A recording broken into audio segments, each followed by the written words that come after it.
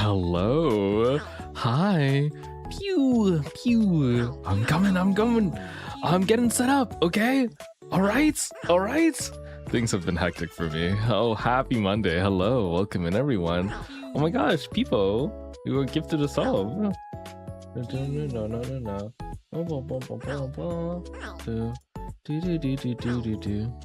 Boom, boom, boom, da, na, na, na, na, na, na, na, na, do, do. Boom, boom, boom, boom, boom, boom, boom, boom, boom, boom. Okay, music on YouTube, is it working properly? Okay, that's good. I hope the audio levels are like balanced and everything. Good morning, everyone. Good morning. Well, sorry. Good evening. sorry. Good evening. I meant evening. Totally. Oh, you didn't catch me. Oh, hi, chat. Hello, streamer. Hi. Old man Karbon. Yeah, sorry, you know, it's been past my bedtime. My creaking bones.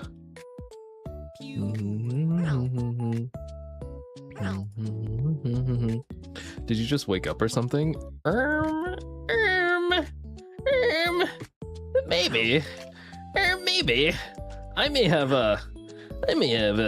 had a horrible sleep schedule. It's possible. What gave it away? I don't have a horrible sleep schedule, surely, right? Surely me not sleep? Who could you be talking about? Who's that? I don't know who that would be.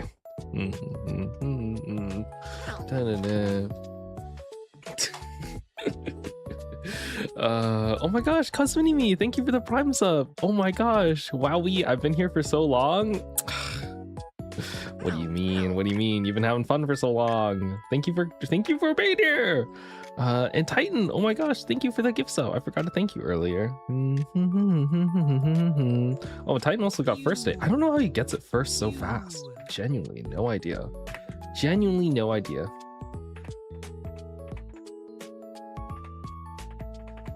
Uh-oh, how do I do this? Okay, I need to like switch my model up a little bit so that you guys don't see something. I have like a little bit of a preview and I don't want you to see it.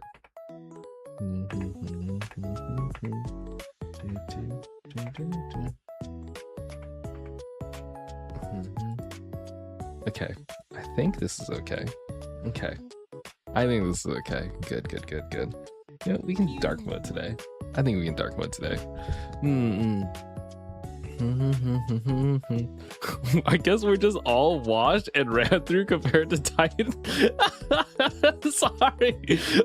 No. I love you guys too.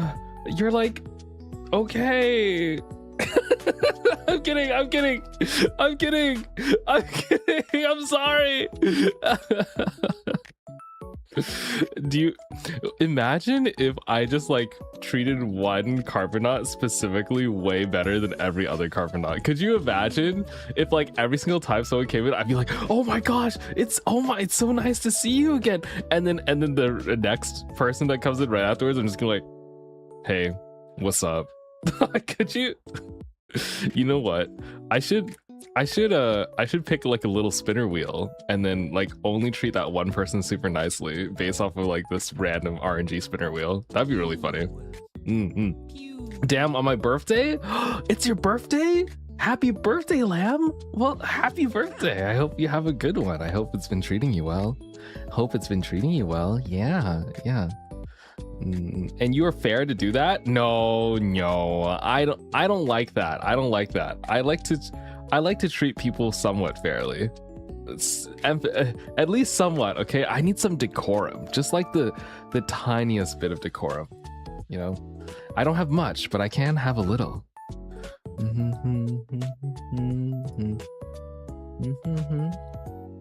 Okay, I think chat is working. Okay, this.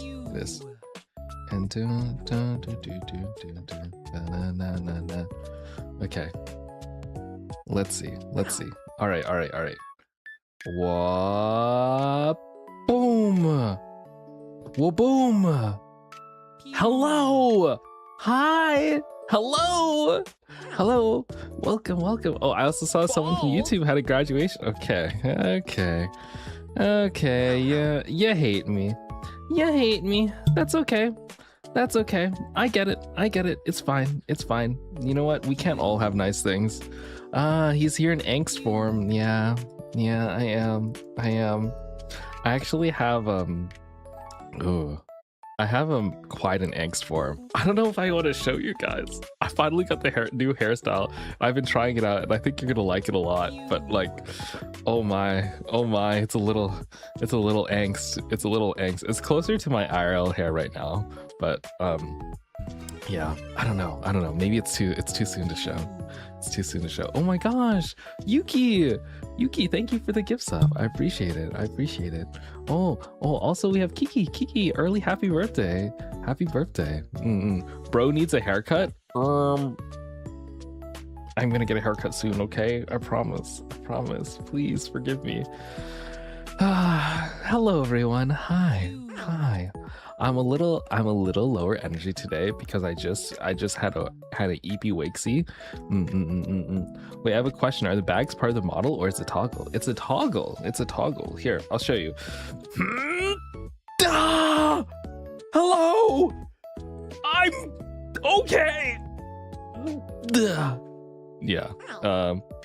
I you know, I use this toggle so often though. I think there was one specific week where I was saying like, I'm sorry I've been so EP guys. I feel like I've been using the sleepy toggle a lot. And then chat was saying how I had it on every day for the past 2 weeks. They were like, you've had it on this whole time. What do you mean you've been using it too much? You haven't used anything else. I'm like,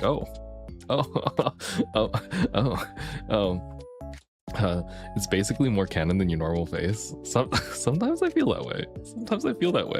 I also have to be careful because I was showing some of my other VTuber friendos and I was just like, what do you think? Do you think I should keep like using the sleepy eye toggle because I have like new models and stuff in the works? And they were like, yes, and they kept like showing me pictures of tired scientists with like super sleepy eye bags and long hair and them like stressing over some paper on their like academic desk. And I was just like, wait a minute. At first I was listening to them for quite a while and I was like, makes sense. And they were like showing me more reference photos of stuff they liked. And then I started to realize you have a type. I think you are projecting your type onto my VTuber model right now, and I was like, maybe I shouldn't listen to you as much. No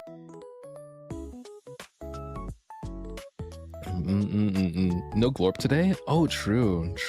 I wonder if I can turn on TTS. Let me see. I can bring on glorp today. Let me see if I can bring on glorp. There's still a lot of stuff I need to set up. I got a lot of stuff to set up. Wait. Oh my god, I just changed myself. This is whoops. I pressed the wrong button. Hello. My bad. Whoopsies. Hi guys. I'm a cat now. Meow? Yeah. Meow. I'm sorry. Hello everyone. Why is it pink? What do you mean? You don't like pink? Huh? Okay, now I'm green. Karbon, I don't know if you saw in sub chat, but I got my card today. Carb Rave 2 Carb Yay, Carb Lovers Carb Spark. You got your card today? I hope you enjoy it. I hope you like it a lot. I hope you like your card. I work very hard for them, so yeah. Gorgeous glorp. I know glorp is very gorgeous. No wonder NASA's trying to keep you under locks. Of course. Cat mode activated. Glorp stream. You know what? I guess we could do a glorp stream. I wonder if I can. Wait, hold on. I think I can change the mouth rigging. Wait, 1 second. I think it's possible. I'm buying a special trinket box for it and it alone. Carb Sparkle, Carb Sparkle. Ooh. This Stop. is now a glorp stream. Don't Glorp treat it. supremacy. Don't treat it so amazingly, okay? You're gonna make me Glorp forever. You're gonna make me self-conscious. Carbon, when I got my card, I saw the card that you wrote. It made me tear up a bit. Really? Aw, thank you. I don't know. I just your hope model with black is looking cooler than white. I hope that you guys like the card. My black suit looks better. You like the cool vibe. Where is it? Come back here. Whoa. Hello. Chattians for the space cat. Hi. Hello. Welcome in. Okay. Wait. I'm gonna bring in Glorp. Don't rage. Don't freak out. Glorp is coming back. I know you guys would freak out though. Who's this twink? I want the green cat. Twink! Grr. Everyone always calls me a twink. You know, it's the curse of being a male VTuber, I suppose.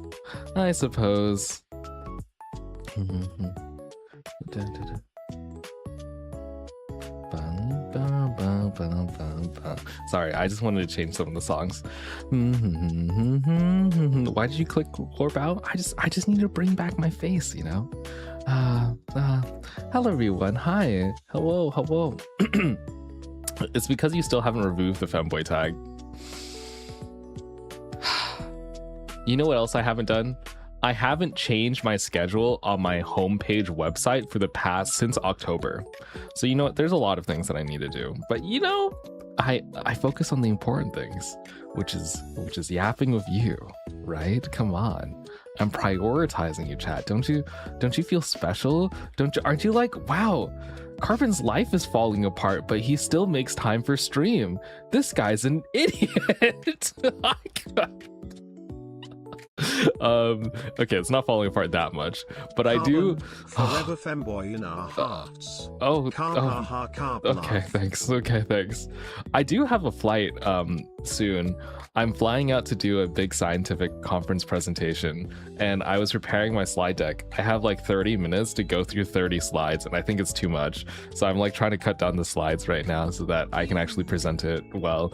It's a little scary. There's a lot of big wigs there, but I think I'll be fine, you know. So I've been prepping for that. I forgot to mention it in chat, but I graduated today, so yay. Also, yay. Make sure to stay healthy. Congrats. Because some people in my class have questionable healthcare skills. Questionable healthcare skills? I am not surprised. I'm not surprised in the slightest. But congratulations, you made it through. It's not easy to graduate. I mean, I've seen a lot of stupid people graduate, but that doesn't change the fact that school can be freaking hard sometimes, especially if you're juggling extracurriculars and work. Oh boy. So I'm proud of you. Good job. And now, possibly if you're in America, you'll make 20% more than the average person without a bachelor's degree. So yeah, fun facts. I'm of the camp. Oh my gosh, I got rage baited by this post.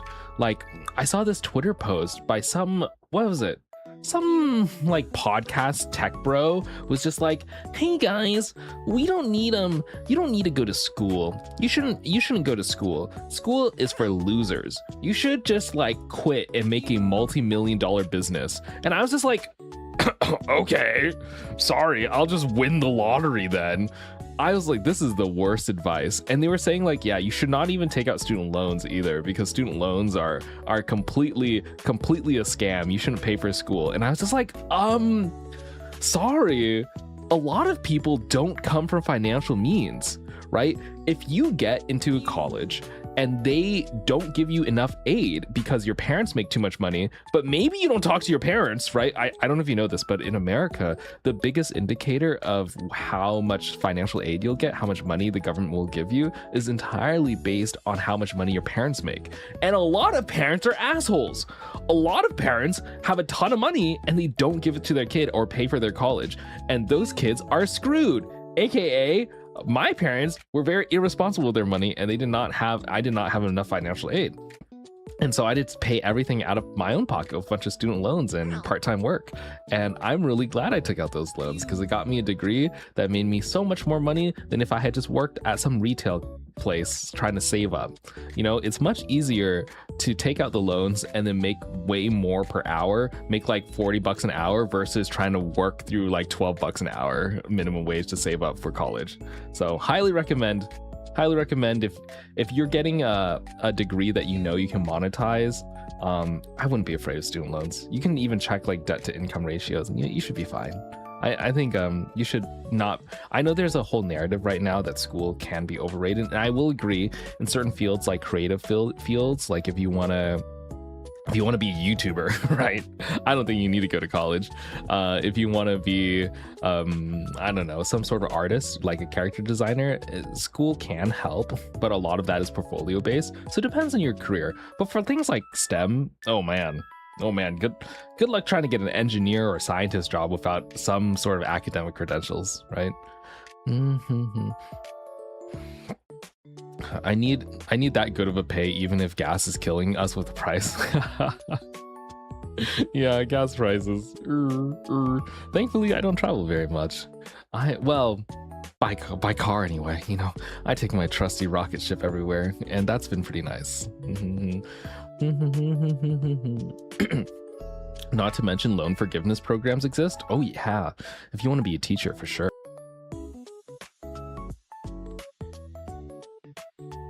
Sorry, I just had a little cough.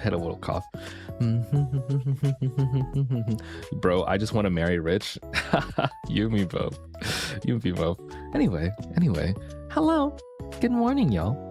Good afternoon, good evening, happy time zones. Welcome in the Monday show. Usually I do a little announcements. My second semester, so I'm about to take advantage of the 2-week break I have before I start my summer semester. But before I go, I hope everyone drinks water, eat food, and make sure to sleep at some point. Carb comfy. Are you talking to me? I slept totally. Oh, Sasuke-san, welcome in. Hi. Hello.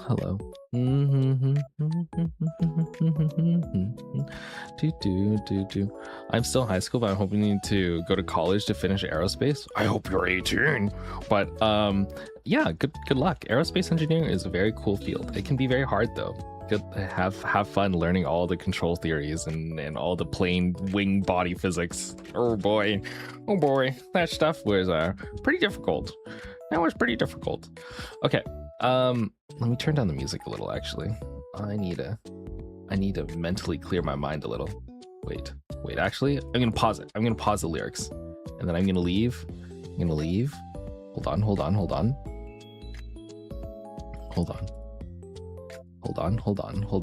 on.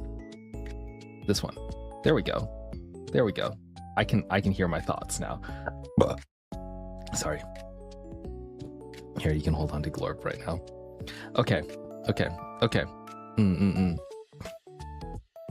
You're low-key motivating me to start a YouTube while you're still in college and just try to learn and manage my time in the process? Oh yeah, for sure. A lot of people have successfully started YouTube channels while they're in school. I will say it's hard, right? But you know what they say. Diamonds, jewels, precious jewels are made under pressure. Well, I'll just say diamonds are made under pressure. That's a better line. I don't know. There's an actual quote that sounds better than the way I'm saying it. But you know what? It's fine. Anyway. Today, normally I do like little announcements and I have a little mini show on Monday evenings. I do like a little Karbon Evenings, but I will change the title for this one. It is literally just a Zatsu stream. It's just a yap. I kind of rolled out for this one. I didn't have enough time to prepare, but I decided to still show up. You know, sometimes it happens. I don't know if that's okay with you guys. But I think like a short yapping stream is still nice to see, and I've missed you. So it's been a weekend. Yeah. So hello, whoopsies, Zatsu. Yeah. So it's just gonna be me yapping and being like, hey, how are you? That's okay. Thanks for showing up. Thank you for having me. I was actually having a little bit of an existential crisis. I got my hair like in the new hair toggle that I was talking about, and I was like really excited to debut it and everything. And I showed some of my friends, and some of them liked it, and one of them was just like, "This is bad. I don't like it." And I'm just like, "Oh, okay." And I've been feeling a little self-conscious because right now, I don't know if you know this.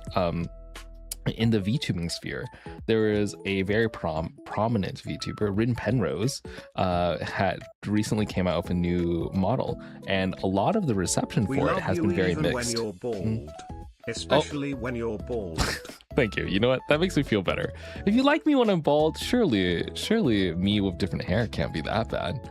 But yeah, there's been a lot of discourse around VTuber designs recently, where some people, someone came out with a new design, and then a bunch of their community members were like, "I don't like this new design. I actually like the old one." And I'm just like, oof, that hurts. Especially if you spend like thousands of dollars and a year plus of work to create something, and then your community doesn't like it. I think some people are like, hey, you're not allowed to critique the new design change. I disagree with that. I think it is okay to have your opinions. I think it is, though, important to know like where and how to voice them, because it can be very personal to the person, especially VTuber designs. They can be extremely personal. For me, I won't be as sad. If people are upset, I can handle it a little bit, and, you know, it'll be okay. But I do care, you know, I want people that like enjoy the stuff that I make. You know, what is it? Every artist wants people to enjoy their art. Some of them may like posture and be like, no, actually, if no one enjoys it, I'll still continue creating. And to those people, I say, damn, you're stronger than me, because I do need a lot of support. Actually, I've been I don't know if I should say this. You know what? I should really make these member only streams. I should sometimes I want to do a rant to like core Carbonaut community. But you know what? Today I'll just tell you guys. So if you do hear, I apologize. But behind the scenes, things have been a little hectic for me. Ever since the TFT tournament, I've been being zoomed back and forth between a lot of stuff, and I've been a little overworked. And I feel like it's gotten to my stream stuff. Some people, when they like hang out and watch a stream, they're like, "Karbon, are you okay? You feel a little off on stream." And I'm like, "You can notice." Oh my gosh. So for the past like couple days, past week, it's been a little rough, but I've been chugging along, you know. Hi, welcome in, Clover. So I'm trying my best, and we'll get better soon. It's just like a little temporary blip, but it does like it is like, oh, sometimes I wake up and I'm just like, oh my gosh, I am in a prison of my own making. Though something that like really did cheer me up a lot, I was like very excited by, was hearing about how awesome you guys were during Oshi Uplink. There were a few of you who were going around talking to other VTubers, and some of my friends were describing about how like they came around and decked out Karbon merch and was handing out little cards that was just like, "My Oshi is Karbon, join our cult." And I was just like, oh, I don't know, that's really motivating for me. And then also hearing the people who did receive photo cards, hearing how well they liked it and how well received it was, it's really touching, you know. It helps you push through the little ruts. So I was very it gives me a lot of motivation. So thank you for cheering me on. I am only human too, so sometimes I have little brain worms, and and hearing that motivation really does help. I don't know. Yeah, there's this tweet that is that helps describe me pretty well. I think I can pull it up for you guys. Hold on. I'm grabbing it. Sir, you need to take a break sometimes. I will. Okay, it's just, it can be hard.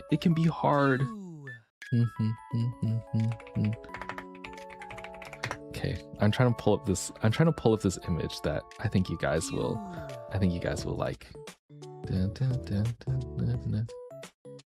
This is what I'm waiting for right now.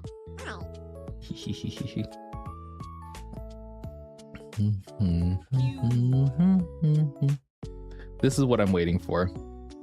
I'm waiting for my depression to wear off and my narcissistic god complex to return. I have two states of being, and it's me being EP and tired, and then me being like, I am your fucking god. So I bounce between the two. Why are you spoiling things? Cosmonimi had so much hope. I'm spoiling stuff? What am I spoiling? I didn't spoil anything. What did I spoil? No. Oh, I will spoil what I'm doing tomorrow. Tomorrow, I have some plans. What was the secret? What was the secret? What was the secret? What was the secret? Oh, the card?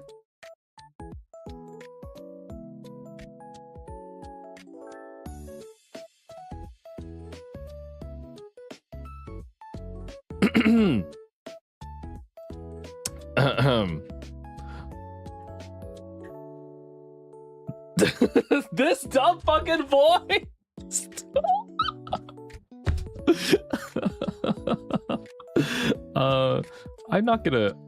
We're gonna move on. We're gonna move on from this topic, because if I continue speaking, my mods will execute me. Hey, I have government secrets that I should be more careful at keeping. Whoopsies. Oh, hi, welcome in, Tay. This guy.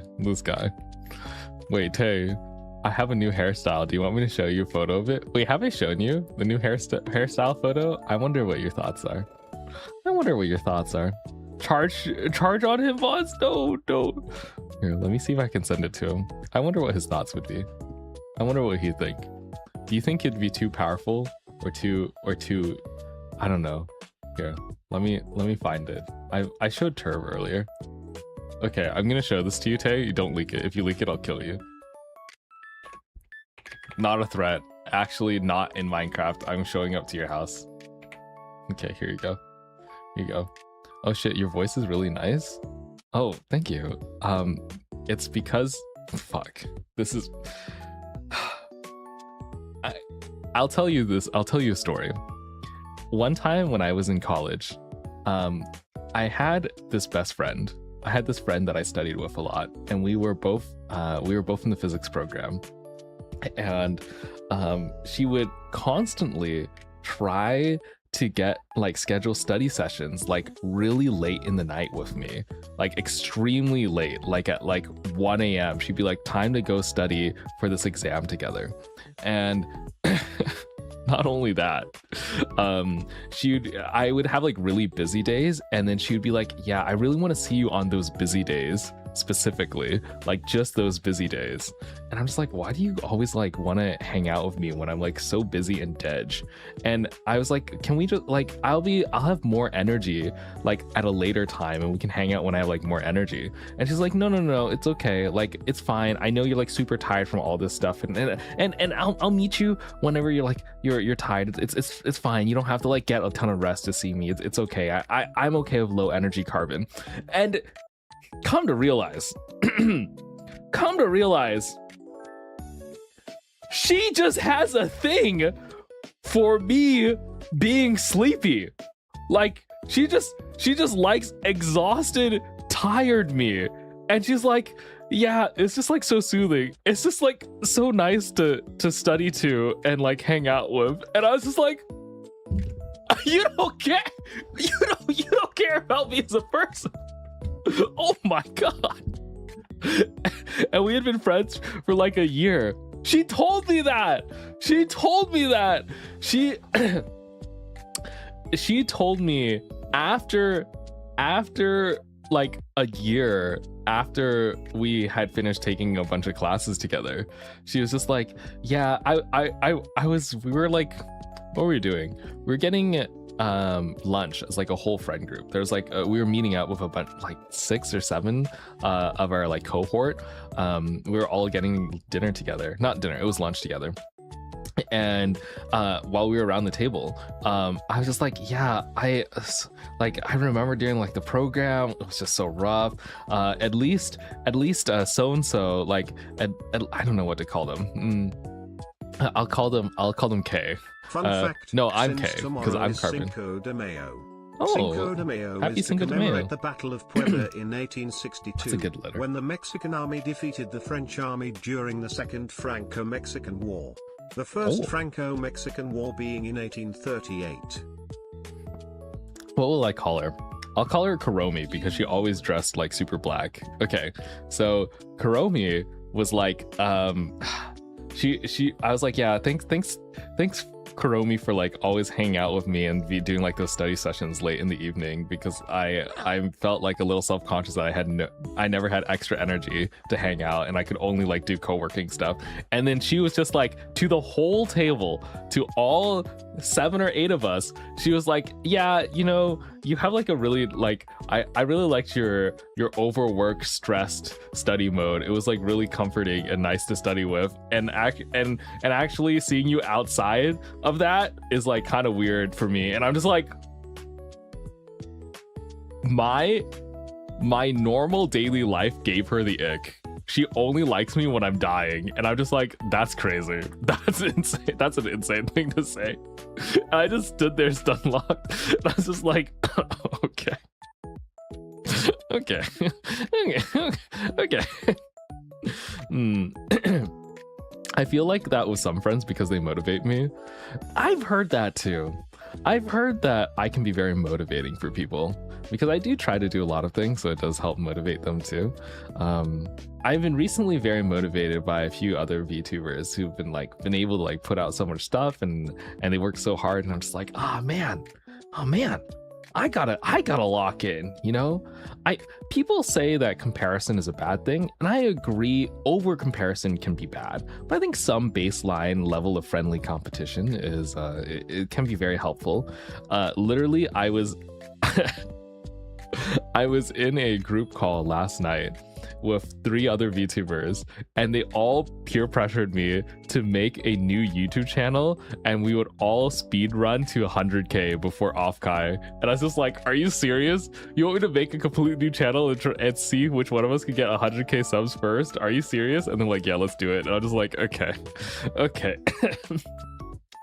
But I'm glad that I have friends like that, you know?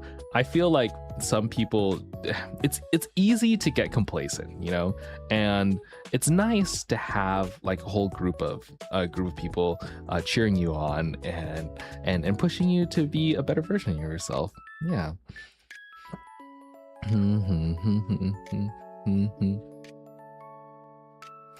She only likes me when I'm dying. That's low-key relatable. I tend to be too much when I have energy. I can be a lot when I have energy too, but you know, it's I don't know, it's like nice to bounce between the two. I think it's okay to bounce between the two. I guess you guys are used to it now, right? You've seen me at hyper energy, and you've also seen me at lower energy. It's sometimes one or the other. We all ebb and flow. Yeah. You know, that's another thing I've seen about like introverts. People have like this whole introvert theory versus extrovert theory, and I think it's really based off of the context. Like, if I am at a science convention, I'll be way turn it on dark mode. If I'm at a science convention, I'll be way more extroverted than I am if I'm at a VTuber con. Then I'm a little more like, ooh, hi guys, I'm a new kid on the block. Please don't bully me. You know? So it depends on context. Night chat. Oh, good night. Take care. I am drained. Oh, they're there. It's okay. That just means you put your all into it, you know? Sometimes being drained is a good thing because you like put in a ton of energy to do something, and you had a full day. That's all that means. Yeah. Good job. Hyper and chill Carbo are both nice. We like you as you are. Thank you. Are you sure? But I can change for you. I can be what you want me to be, please. Please just tell me what you want, please. Please, I'll change for you. The helmet timing is comedic. I feel like that was a passive aggressive like shut up helmet. Like, Carmen, you need to relax. You need to shut up. Get hotter. All right. All right, doing push-ups right now. I gotta work out. I'm gonna get weights on stream, and then every gift sub I'm gonna do a squat. Wait, should I do a squat? No, I'll do bench press. I'll do bench press every sub, and then I'll get big massive fat man tits, and then when I stroll up to meet and greet, I'm gonna say hi to you, and then I'm gonna like bend down to look at you, but my big man boobs are gonna be so big that I can't see your face, you know? That's gonna be me.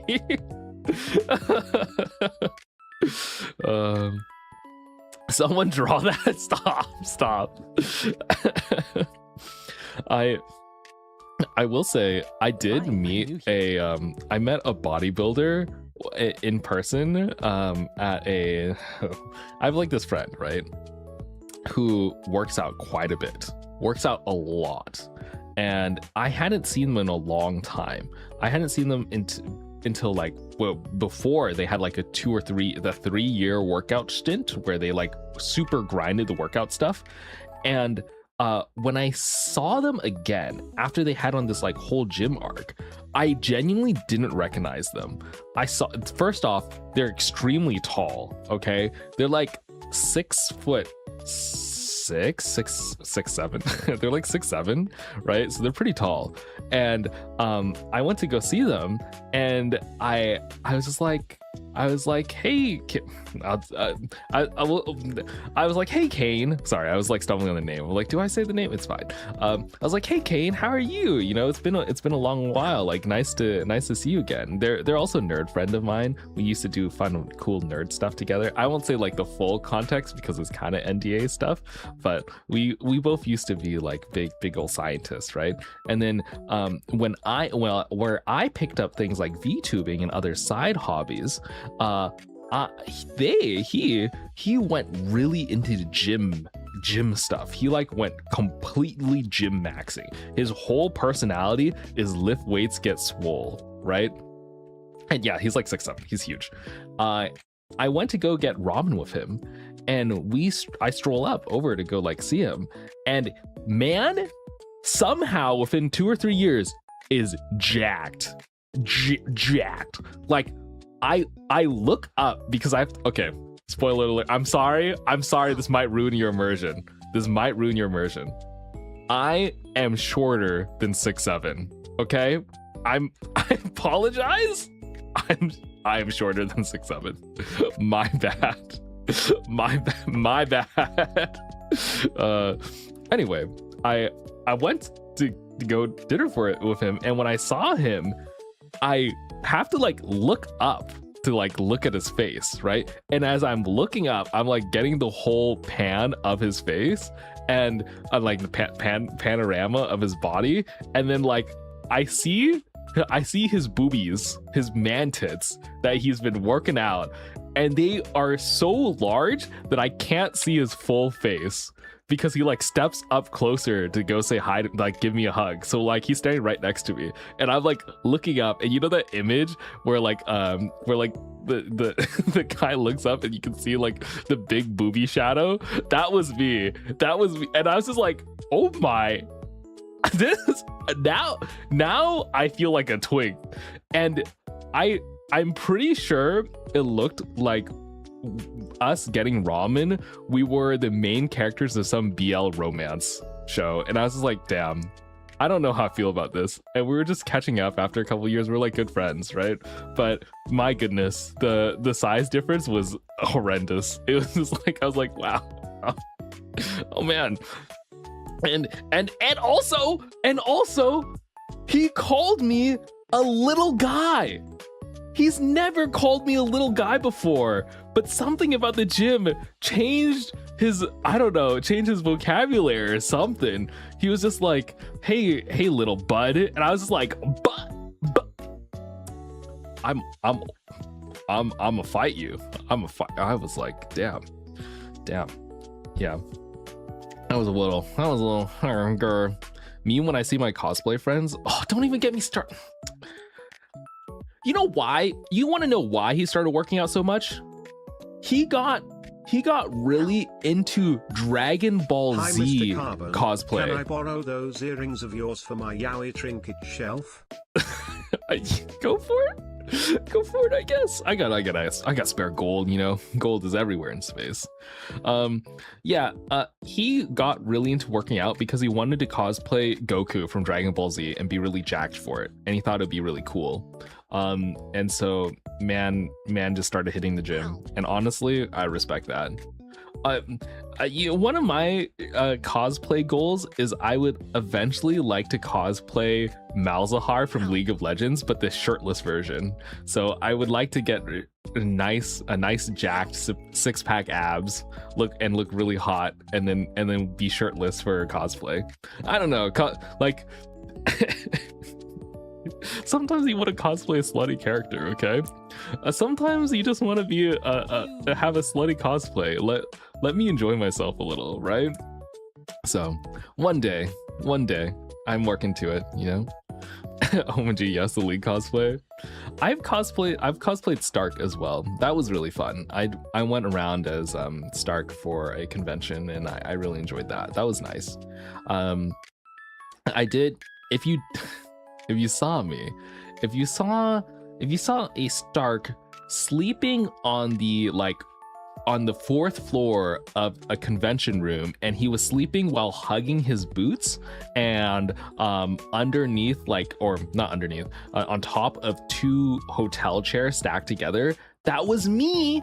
I don't know if you knew this, but I was doing during one of one of the big stream events, I was also secretly going to a con at the same time, and I was so tired because I hung out with friends all day, did the con stuff, cosplayed at the con, met up with some IRL people as well, like who were visiting the area, in addition to my local friends, and then I conk-shooed mid con panels on a hotel couch, and not a hotel couch, like hotel chairs in the main convention floor. I would just curl up and sleep, and I was still in cosplay. So if you saw a Stark just randomly wandering, sleeping on chairs randomly, that was me. Sorry, apologies.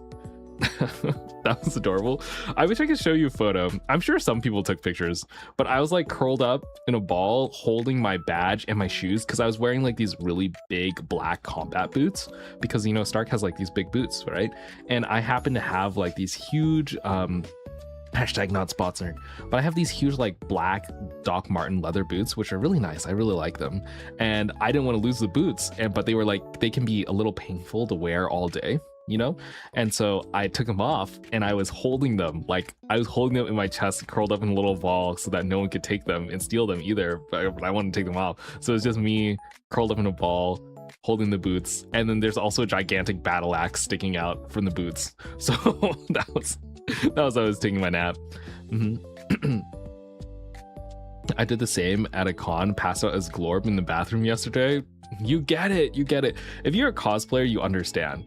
You stay up so late to finish the cosplay for the con at the last minute. No one ever finishes their cosplay early. I've never heard of a cosplayer who preps and prepares their cosplay into its final state before the con. It's always the night before. I don't know why it is, but it's always the night before.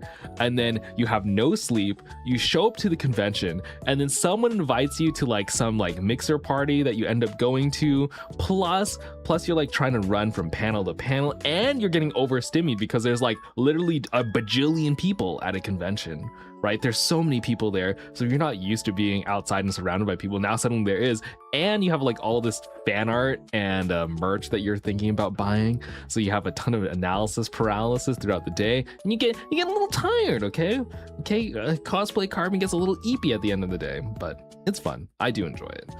It's worth it. It's like, this is what I was saying earlier. I'm in a prison of my own making.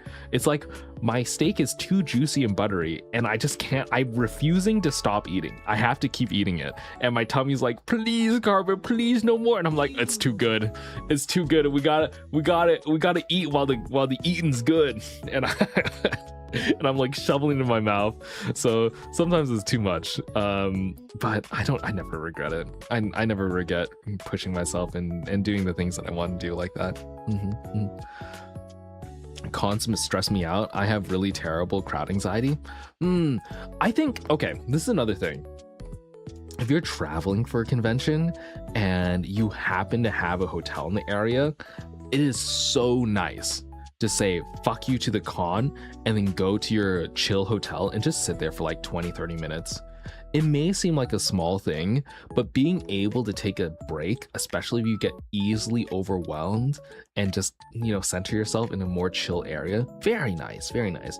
And I think even a few cons have started moving, like recognizing that and moving towards that direction, where now you can actually get put in chill rooms. There's like specific low stimmy rooms that you can go in just by yourself and sit there, scroll on your phone for a little bit, or just take a breath. And I highly recommend them. If you get overwhelmed, or you have a friend that easily gets overwhelmed, every once in a while, if you see that they're getting a little stressed, just plop them in there for a little bit and let them chill. Yeah. True, low sensory rooms are getting popular now. Yeah. I think it's just common, you know. It's a lot of con goers are nerds. They're not really like socially acclimated that much, so it can be very nice to have a low stimmy area.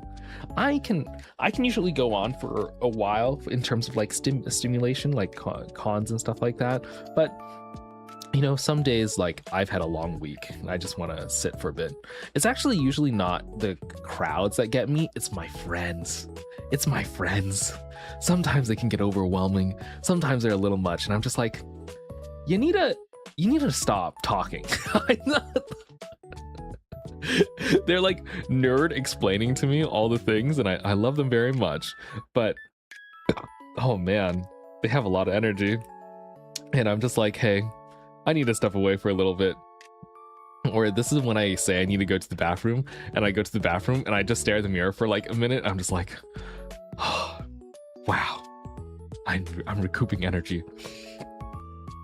You guys forget that I spend a lot of energy on stream. So sometimes if I'm like streaming and I have friend events the same day, I can be very like low stimmy. I can be like vegetative. I can be in a vegetative state, but they still like me and hang around with me. So yeah. The yappers gotta rest in peace. I know. I also like to yap too. Sometimes I like go to events and I'm like full of energy and people like that. I was really excited about TwitchCon and Offkai. When I went to TwitchCon and Offkai, I masked so well. I performed so well. Everyone I met was like, wow, he was so outgoing and so cool and charismatic. And I was like, fuck yeah. I read a book about charisma. And I used to record videos of myself talking, doing small talk to the camera in order to see how my body language was. Is that weird? Is it weird that I recorded myself doing like little small talk conversations and then rewatch them and then do like little micro corrections? Is that okay? Well, you know what? It shouldn't surprise you. It's like I am the VTuber who did practice kissing on their hand. So like, you know what? Actually, I don't know if I wanted to say that. Oh, well, you know what? It's out of the bag now. Yeah. So, you know what? I do that in the mirror. Thanks. You get it, right? You get it. About what? Hey, practice makes perfect. All right. You think those photogenic K-pop idols got photogenic all on their own? No, it's because they make silly faces in the mirror. Okay. Yeah. Okay. Well, don't expose my toupee now. Relax. Why am I not surprised? Okay. Okay.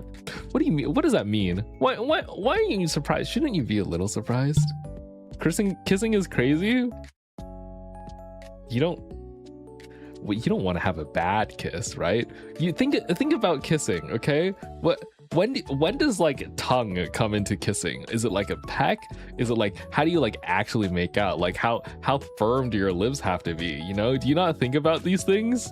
No? Is it not like, are you not like, you know, you have to practice so that in the moment you don't get caught up in the heat of the moment and get like a little too scared and then fumble like me, like I had my first kiss before, and I had practiced making out with my sorry, this is an awful thing. This is an awful sentence. I had practiced making out with my hand for like a week beforehand before I had my first kiss. And then when I was like preparing myself and I was ready and I thought it was gonna happen anytime, but then they initiated a kiss and I wasn't ready for it, and so I like tensed up and I got nervous and I did like this fish. Oh, Indra, thank you for the 19 months. Holy shit, thank you, Indra.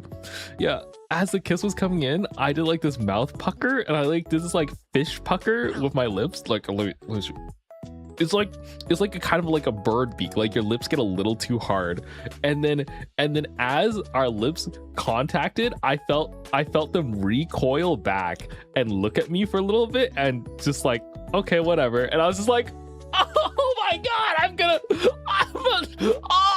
hate myself. And I couldn't sleep that night. I just like sat in bed in a cold sweat staring up at the ceiling being like, yeah, I'm yeah, maybe I debated blocking this person and moving to a different state afterwards. I was like, you know what, maybe I just should cut my losses. Maybe I should just I should drop out of my program. I should leave this school, this place, this town. You know what, actually I've always wanted to live in Japan. Maybe it's time to move countries, you know. You know what I would do? Stop. Are you neurodivergent? Not that you know of. Suckers. Wouldn't you like to know? I'm not gonna take an autism quiz on stream. I know some other streamers have done that though. That could be funny. Don't worry, Karbon. I've been in the same boat. Yeah, you know, sometimes you have embarrassing moments that just haunt your dreams. Sometimes you wake up in a cold sweat 10 years later and you're just like, wow, that was cringy. I remember one time okay, you know what, we're not gonna talk about all my embarrassing stories.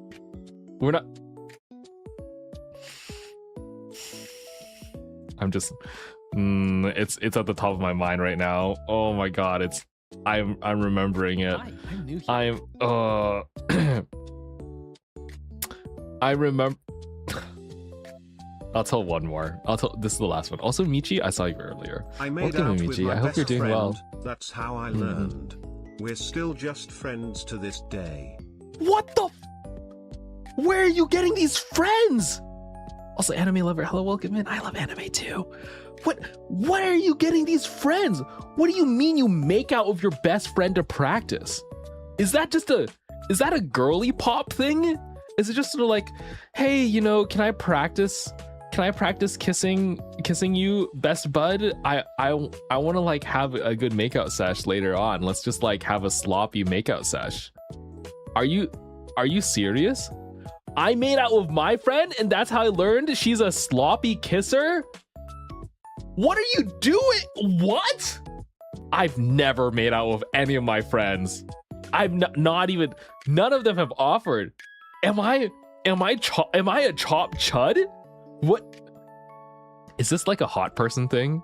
Is it like if you're like a cool attractive Chad, you get people come up to you and be like, hey, I really need to like practice. I need to really practice making out. You want to like practice together? And you're just like, yeah, totally. Like I need help. And you guys just like sloppy make out for like 2 hours. Wow. I'm out here using my fucking hand and you guys have like full blown humans. I hate it here. I hate it here. Here's what you do. Become roommates with base bitches. Stock the fridge with White Claws and Fireball. She exists as a single woman and has no inhibitions. I want you to know, I was friends with... Okay, fuck. I don't want to say this now. Now I don't... My best friends during university were the heads of a sorority. Okay, I was very active in Greek row life, not as a member, but because the hallway across from me at the very start of freshman year, there was these like triplet girls who like it was just 3 girls in one room, because you could save extra money on rent if you like packed extra people in the dorm. And so all 3 of them were in the dorm, and I was on the other dorm, like right across from them. And early on, we just met during like just mingling in the college dorms, and I was just like, oh, they're very sweet and fun. And then they turned out to run the sorority, like this big sorority that they joined, and and I would get invited all the time to their sorority parties and stuff like that to help them out. And I was basically surrounded by hot, single college women the entire time. And I was friends with a lot of them. And not a single time did they ever say, hey, Karbon, let's make out. Can I practice making out with you? Not even once. Not even. I remember I've listened to so many of their breakups. I've helped clean up after parties with them. I've been to some of their weddings. Okay, I've been to some of their weddings, and I drove one of them to the ER because they thought they had appendicitis. All right. And not once have any of them been like, hey, Karbon, let's make out. To practice. They did. I will say, girl, did you expect them to kiss you after their wedding? Okay. Okay, it was one of them. It was they were getting married a little too early. I'm not gonna lie, but you know what? Go for them. You were one of the girls, man. I just happened to know a lot of them during school, and it was really fun. I actually really liked it. It did make me have like this crazy disdain for dudes, though. I don't know if you guys realize this. If you're a guy and you've never heard of like a woman's POV of the dating market, it actually sounds horrendous. Like, I was listening to so many date stories and I was just like, oh my, this is crazy ick. This is crazy ew. I mean this so like some of the things the dudes are doing. Thought you were girl pop. I don't. It was. I mean, I really liked hanging out with them. They were actually very close friends of mine. They're very sweet. And it was a nice juxtaposition because in my physics program, almost all of us were dudes. It was almost entirely guys. So it was nice to go from like a group of completely nerdy dudes who never get outside or talk to a woman ever to just like a whole girly pop lunch brunch hangout. And that was really fun. I actually really enjoyed that. But then I would hear things like, oh my gosh, I'm seeing this guy right now, and within the first date, he paid for my date, and then he asked me, hey, so are you like putting out or what? After the first date, on the first date, after he takes a check, he ask her, hey, are you putting out or what? And I'm just like, oh, that's that's crazy. Wow, I don't know about that one. So yeah, apparently that's a thing that happens.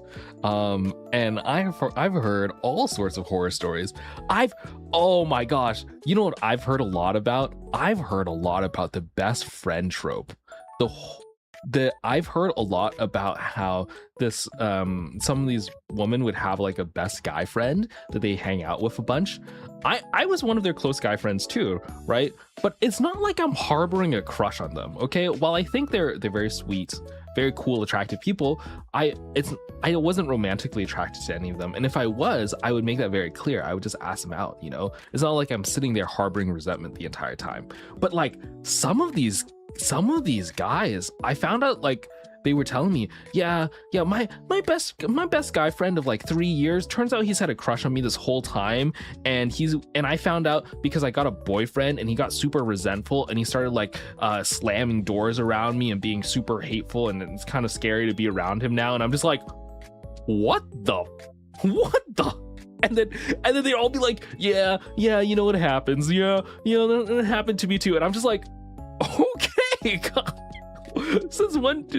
Damn. At least I could handle rejection well. Yeah.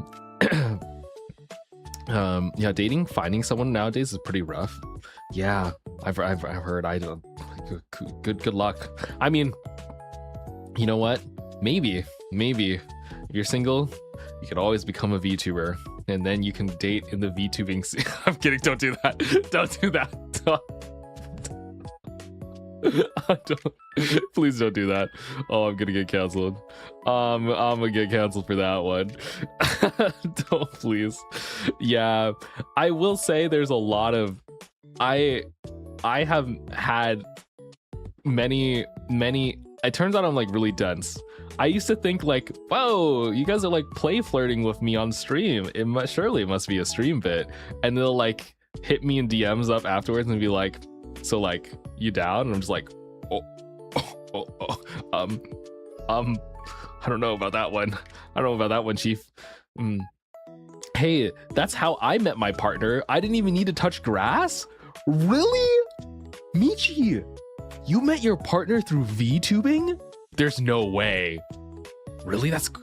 I mean, okay, it's cool and it works out though. If it's natural, I think it's fine. But I think dating within the streaming sphere is literally just like dating if you were at a coworker office space. It's like it can work out, but if it doesn't work out, it gets really messy. Because like, you know, it's basically dating in the same company, right? And if it blows over, you can get really, it can get messy. But if the person is mature, I think it's doable. It just turns out a lot of people online lack the maturity. Yeah, I have a clip of me meeting him for the first time and stabbing him to death in lockdown protocol. Okay, can you send that to me? I would like to live through vicariously through your romantic life. Okay, thanks. I appreciate it. Yep, make it pronto. Send it to my DMs stat please. Oh, what happened to the music? Did it break? Let me see. There we go. Fixed. Online and IRL, I'm afraid. You know, a lot of people are meeting each other online more often nowadays, and I don't think you should find any shame in that. I will say it's nice meeting a friend through mutuals, or not friend, meeting a romantic interest through friends and mutuals, because at least they've been vetted to some degree.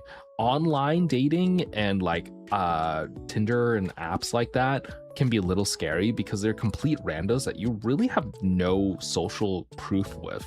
They could be anyone, and I've heard many horror stories of people like lying and fabricating entire different things. Like I knew a girl who like went on they went on some dating app like Tinder date-esque, met a dude, started hanging out with him, started really liking him, and then found out that he had been lying and was like 10 years older than he actually was. And it was just like, oh my God, really? So there's a lot of that. Yeah. Oh, true crime too. Oh, don't listen to true crime podcasts. If you are currently in the dating scene, do not listen to true crime podcasts. Oh my gosh, I don't know why serial killers love to mix like first dates with murder, but it is a common concoction. Also, Sochi, hello, welcome in. Welcome. Hope you're doing well. This guy I know a lot from my friend because they work together, and he is hot and sweet, but I have not yet tried talking to him because I hardly see him. Oh, okay. I think you can be an adult about it and just shoot your shot. You can be a little blatantly obvious. I know, like especially when you don't have that much overlap in your life. It's really convenient if, like, let's say it's a classmate that you have a crush on and you want to date. Then you have like a event that you always see them at. That helps. But if you don't have that common ground, you just gotta shoot your shot. You gotta not be afraid and just be like, hey, I want us to go hang out one-on-one together. And if maybe it's online, maybe you're like, hey, let's go. There's like Peak. I've always wanted to play with someone. Do you want to play with me together? Just you and me will play Peak. Or if it's in person, you're like, yeah, I know it's a bit out of the way, but I miss your company. Do you want to go get a cup of coffee together? You know, that's what you got to do. Okay, that's you gotta go for it. You just gotta shoot your shot. Yeah. Karbon giving dating advice despite having zero Rizzo himself. Hey, you know what? Remember, I went to an all boys boarding school. All right. I went to an all boys high school, and I still had dates for the prom and for the homecomings and all that stuff. I went out and you know how I got those dates? I went to random people on the street. I would be at the library and I would walk up to someone and be like, hey, you're hot. Let's go get a coffee right now. Yeah, that's right. So I had the confidence. Yeah, you went with a guy. Actually, it was not allowed to bring guys to the like homecoming and prom. You had to bring an opposite sexed date. Trust me, I tried and asked. That tired voice must help. Wow, you hate me. What do you mean must help? Come on. Is it so not believable? It's just you just shoot your shot, you know? You're just like, hey, would you be available? And sometimes they say no. I been given fake numbers before? Yes. Did it hurt my ego a little bit and I felt a little sad? Possibly. But you know, sometimes you just gotta go for it.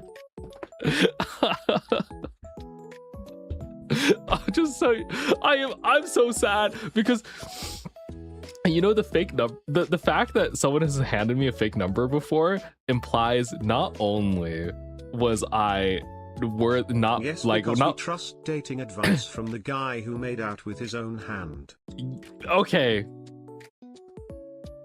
that has nothing to do with dating. It just means that I'm trying really hard. Okay, it means that I care. Sorry, I was just saying that the fact that someone felt like they needed to reject me, but also thought I was weird enough to hand a fake number instead of handle actual rejection is crazy. Like, I get it.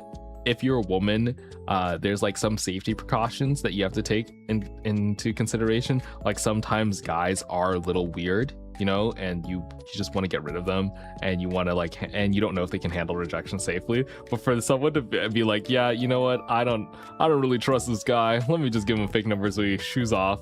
That it happened one time, and it haunts my dreams. Oh. Maybe I should stick out with making out with my hand. Damn. A fake number is better than having peers randomly give your personal number to randos. Oh God. At least people didn't hate me, you know? Yeah. At least your hand won't reject you. I don't know. I who knows about that one? Maybe I get arthritis or something, or maybe I get like a tumor in my hand. Oh no, who knows? How do you even overcome the embarrassment, Carbon? You know, I try not to think about it.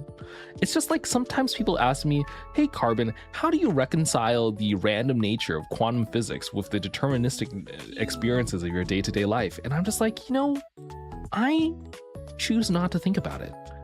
You know, otherwise I'll have an existential crisis like I did when I was 14 and I found out that the universe was expanding and we were going to all die from heat death. I was just like, wow, that's terrifying. You guys didn't have that when you're like 14 or 12? You like learned out the universe had like a finite lifespan and that everyone was going to die eventually, and you're just like, whoa, mortality. That's crazy. And then afterwards I was like, you know what? It doesn't matter anyway. We're just in it for the ride. That's how I deal with life. Also, Gulgagia, hello, welcome in. Hi, welcome to the space station. We're just having like a little EP evening yaps right now. I don't think Fred would reject me. Well, the thing is, Fred has rejected me. I got rejected from Fred one year. I was applying for security clearance and they bounced it. Panic attacks about my ever-present mortality. They bounced my security clearance because I had too many, and I quote, Chinese connections, because I had international student friends that I had on Facebook. All right. Turns out if you have too many Chinese friends on Facebook, and when they ask you during the interview, hey, how do you know this person? The answer of, yeah, you know, we just went to school together isn't good enough. So Lamau, it's okay.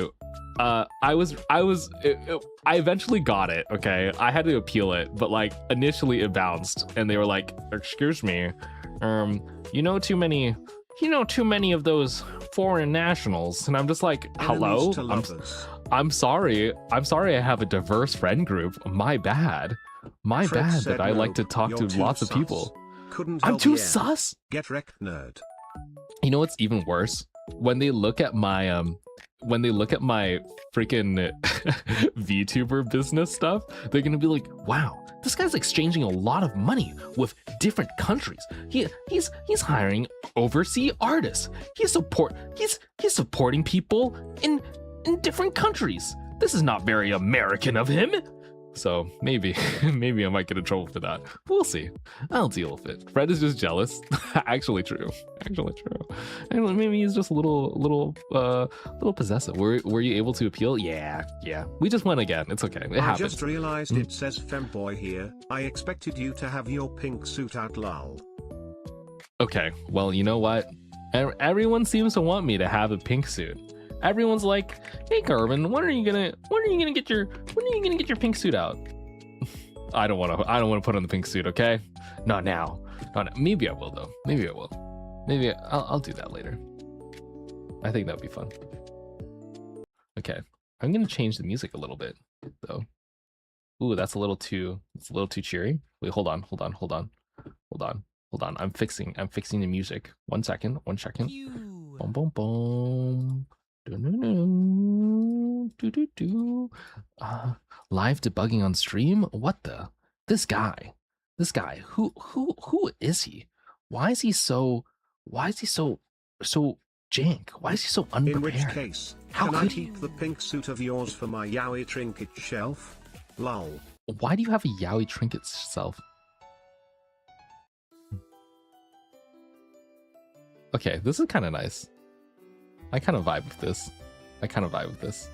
Yeah, it's very comfy. I like this. Yeah.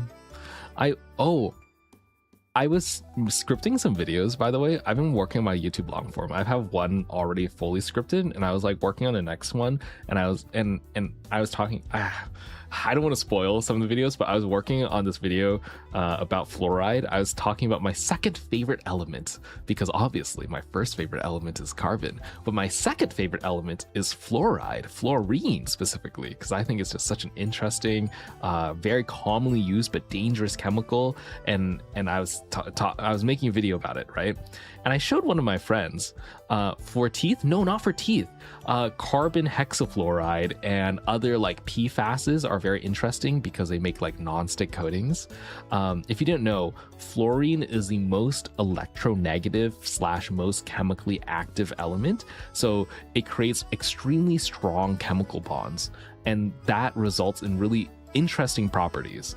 One of such application is non-stick coatings. That's like a really common thing, but it also never degrades. So they're like forever chemicals that will cause cancer and build up in the environment and will outlive you and me and all our descendants, you know? So that is just one application of fluorine, but it also is put in water for your teeth and also helps your teeth there. It also helps facilitate all sorts of like crazy, what is it, like fluorine gas in order to like melt stuff. It's also explosive, all sorts of crazy things that I wanted to yap about. So I was making a script for it, okay? And as I was making it, I showed one of my friends, and they're like, Karbon, you know what this reminds me of? You're like anime Hank Green in this video. You're like sleepy anime sexy Hank Green. And I was like, what? You're like, I was like, hello? And they're like, yeah, you're like, if Hank Green was your astronaut boyfriend and he was telling you about fluorine. And I was like, okay. Okay. So we'll see about that one. We'll see how that ends up. If you don't know who Hank Green is, Vlog Brothers, very, very cool creators. I love watching all their stuff when I was a kiddo. Yeah, bismuth. Oh, you guys are talking about other elements you like. I like bismuth too, and oxygen is nice. Oxygen is also a really fun one. I am a little traumatized by oxygen though. I had to work with a lot of liquid oxygen during my time experimenting on different like rocket fuels and coolants, and that was very terrifying. Working with oxygen was the scariest, most dangerous thing I've ever done. I've never feared for my life as much as when I worked with liquid oxygen, because like fires would burst out. It was like super explosive. I never worked with fluorine, so maybe I'd fear for my life more if I worked with fluorine, but oxygen was scary. Yeah, oh yeah, liquid oxygen is pretty scary. It was like the cryogenics. Actually, I can show, maybe I'll show you in stream sometime, but I actually have a scar on my hand from touching a liquid oxygen, not my hand, my arm, from touching a liquid oxygen coolant tube, because it was so cold, it like froze part of my skin for a little bit because I like bumped into it. So yeah, a little scary, Love Hank Green. Mr. Fix was a delight. Yeah, I love Hank Green stuff too. I actually got to see one of his tours. It was really nice. That's kind of metal. Yeah. I'm trying to find it. Well, it's actually healing pretty nicely. It's been a while. Yeah, I'm trying to look at my scars that I have. It's something that happens when you like experiment with a bunch of hardware. I have one on my arm from the liquid oxygen that I touched. I have another from when I touched a okay, this is kind of I bumped into a like a very, very hot metal like heat pipe, essentially. So when you have like these really insane fusion or like fission reactions, like not fusion or fission, if you have like a really powerful chemical reaction, usually what happens is you have a heat dump, as in you like have a pipe that absorbs all the heat and pumps it away. And as I was doing the experiment, we had to like hit the emergency shut off, and I was like scrambling, and I accidentally like bumped my arm into the heat exhaust pipe. So I have a freeze scar, and I have a hot scar. I have a scar from too hot, and I have a scar from too cold. using a Bunsen burner. Oh, no, not even a Bunsen burner. Bunsen burners are actually really safe. I've never hurt myself on a Bunsen burner. I've only hurt myself doing weird physics stuff or like soldering things. I've also, what else have I hurt myself on? It was that maybe in chemistry when I breathed some bromine gas. I don't know how many years of my life expectancy I shaved off, but my fume hood wasn't all the way down, and there was a bromine gas reaction, and then I saw that toxic red smoke, and I was just like, oh, I'm fucking dead. But you know what? It's okay. Metal AF? I don't know. I did breathe in a little bit of bromine gas during my chemistry labs. They should have warned me. The TA freaked out and was just like, bro, close your fume hood. And I was like, what? And then I closed it a little bit, and they're like, that shit's deadly. And I was like, why didn't you tell me? And he's like, did you read the chemical lab notebook before you did the experiment? And I was like, Turns out it's actually really important for you to read the instructions all the way through instead of just follow them step by step. Yeah, I just went through the like literal instruction step, and I did not read the whole thing and read all the warnings. So I left my fume hood wide open as I was making literally cancerous killer gas in my first chemistry lab, and the TA was just like basically bonked my noggin and was like, you're gonna kill us. And I was like, ooh, whoopsies. It was an important lesson to read the full thing. Yeah. Hey, it's okay. I learned, all right. I used to smell random salts in the chem lab, and I had to test that you had to test on. Oh yeah, there's smelling salts too. That was always like, oof, like really pungent on your nose. Also, King Bubble Guts, thank you for the follow, and Arugo, thank you. You guys are our 9,500 followers. Crazy. You know, it's insane to me to think that we're actually about to hit 10K. 10,000 followers is it's quite a hefty number. I remember our 5K follower celebration a couple months ago. I'm sorry, I was rewatching. One of my friends sent me a clip of it and was like, "Is that you, bro?" And they showed me this clip of me tearing up during the 5K celebration. I don't know, it meant a lot to me. 10K is going to be fun as well, but that 5K celebration when I first got started, I did tear up. I was feeling very somber for like a couple days afterwards. I got yelled at for smelling things in science class because before class I had a culinary arts in high school. Oh. Don't smell things. Don't smell. Okay, I think there are 2 rules in chemistry labs. Rule number 1 is don't sniff stuff. Don't sniff random things unless you are extremely sure it's safe, right?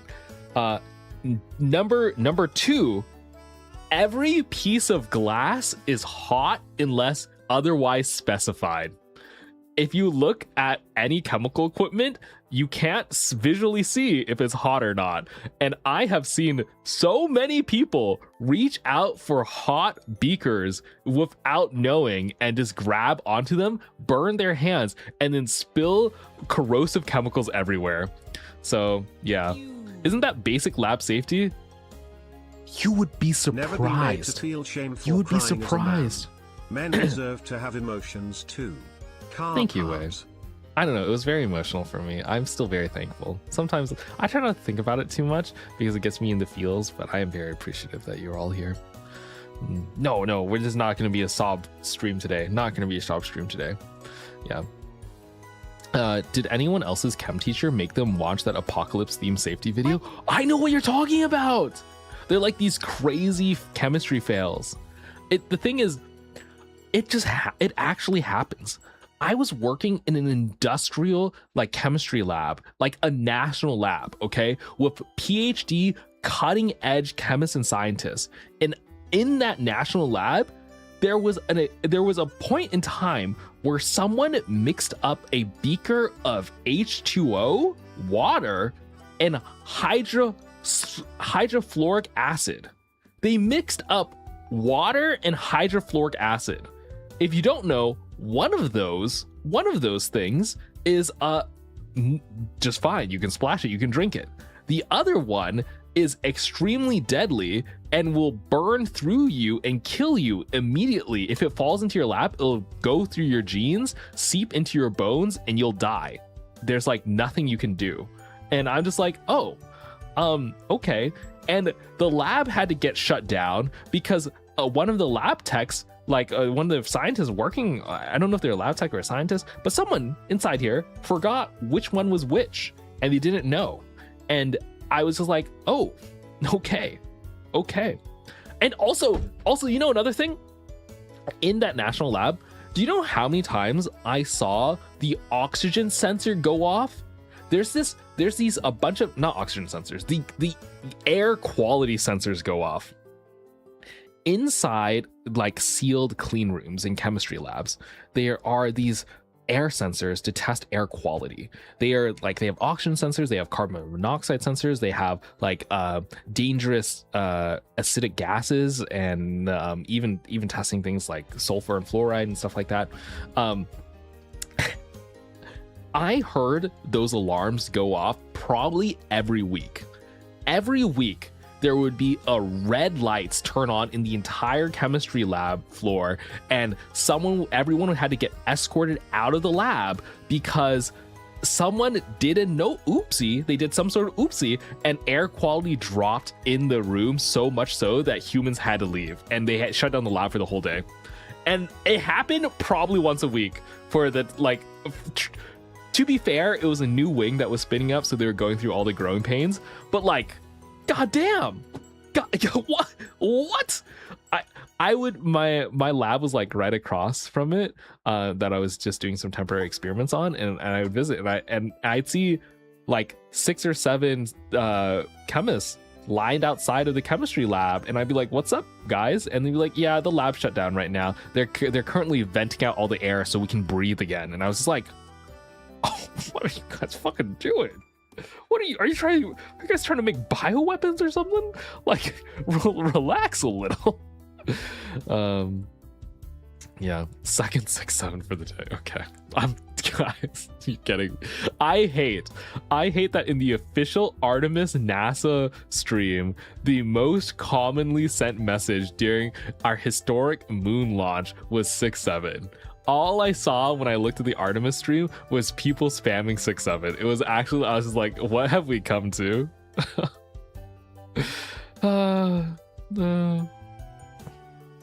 How do they even fix that? They have ventilation systems. So you have like an air quality sensor for these sealed rooms. They're all they're like vacuum sealed to some degree, meaning all the air inside there stays inside there, and they have a bunch of pumps pumping out and filtering the air. So with a switch of a button, they can actually pump out most of the air and bring in fresh air from the outside. There's like a bunch of fans that will clear it out, and they'll literally just throw the polluted air into the atmosphere. So there's like a bunch of chimneys and vents above the lab where they like do carbon scrubs and stuff like that to get rid of most of the carcinogens and bad stuff, and they just throw it into the atmosphere. And the idea being that if it's put out in the open air, it's dilute enough that no one's in danger. So yeah, it takes like actually a couple hours to vent out the whole lab. So it's actually very doable. So it's not the end of the world, though. I feel like in terms of working hazards, like just general day-to-day hazards, it's quite a lot. People underestimate the daily hazards of being a researcher. I've come pretty close to blinding myself, having my guts torn out, becoming irradiated.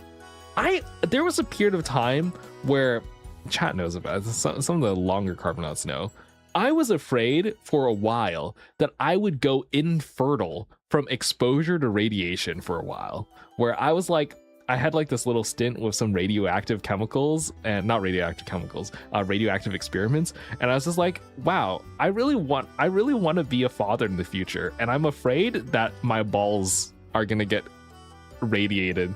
And so I was just like, yeah, I need to make sure that I can continue I can have kids in the future. So yeah. Oh dear, Karbon, that's super scary. I mean, we take all the safety precautions possible, but you know, you still gotta be safe. Sometimes things fail. Safety equipment doesn't always work. Yeah, it happens. I was once in a particle. The closest I've ever come was I was in a particle accelerator experiment area, and I almost was inside the experiment area when they turned on the particle accelerator. There's like this big chamber where they turn all the magnetrons, and they start pulling out these like huge. Oh, come back here. VTube Studio just crashed. Give me a second. I'm back. My eyes. Well, I'm back. Hi. Carbon nearly turned into Sandman there. Honestly, it was a little scary. I was like, damn, that was terrifying. Thankfully though, there's like safety procedures in check, so that it was fine. But there's like this magnetron that turns on that creates this really high voltage differential to like accelerate particles and smash them into each other. And as it was turning on, they were like starting the boot up sequence. I was still inside, and I was like, oh my god, fuck, get me out. It was very terrifying, and I was like, oh goodness. But there's like a bunch of buttons and stuff that make sure that that's not a problem. You know what? I can do a little science rant for you guys. I want to show you something that's literally saved one of my friends' lives before. I found you on Twitch? Oh, Silent Miko. Hello. Hi. I found you on YouTube one day talking about the status about statues from Rome, and I've been hooked ever since. Hi, new here. Really? You were there for the Rome tour? I know exactly what you're talking about. There was this time we did like this little like mini trip where we toured around Rome, and I was telling about the statues and how like these walls used to have marbling. I'm actually traveling back to Italy pretty soon. I'm traveling to Sweden. I'm traveling to Sweden in a couple months, and I was thinking about, maybe I take a little detour and go to Italy. That might be fun. IRL stream in Rome? IRL Rome stream? Wait, should I get a streamer backpack and just... That would be really fun. Wait, maybe I become an IRL streamer. I mean, I'm gonna blur my face / not show it. It'll just be from my POV. But it could be fun. Karbon Sweden art? Now we worry for you. Well, I am traveling to meet up with some friends. One of my friends is having like a wedding thing. They have like a little ceremony, and they're one of my internet friends, so they're overseas. So I'm just flying to go see them. I had to take like a whole week off of work and everything, but I'd like to go see them. But if I'm in, like traveling that far anyway, I know Sweden and Italy are like not in the same place, but an extra like $100-$200 flight to go between the two is not that bad. I would be down. Traveling Italy by myself, that'd be fun. I don't know. I could go see I would spend literally all days in the museums though. I'd spend my entire living days in the museum. It'd be a lot. You can wear an astronaut helmet with a reflective visor. I got one of those. I tried it out, and honestly, it's a little jank because the audio is so distorted. But maybe we'll see. Don't you typically travel alone? I usually travel a place that I know friends in the area of that I can hang out with, and they can be my guide. Italy, not so much. I don't really know anyone there. And last time I went, I did go with friends. We like planned a whole trip. Yeah, so small microphone inside the helmet. I could show you. Wait, I was trying to show you something else before I got side tangented on Rome. What was I talking about? Damn it. I really wanted to show you something. I forgot. I'm gonna scroll. Maybe some of the old chat messages. Cards. Oh, don't they do? Oh! I was gonna show you the thing that saved my friendo's life. Let me see. Particle accelerator. Discharge. I need to show you this thing.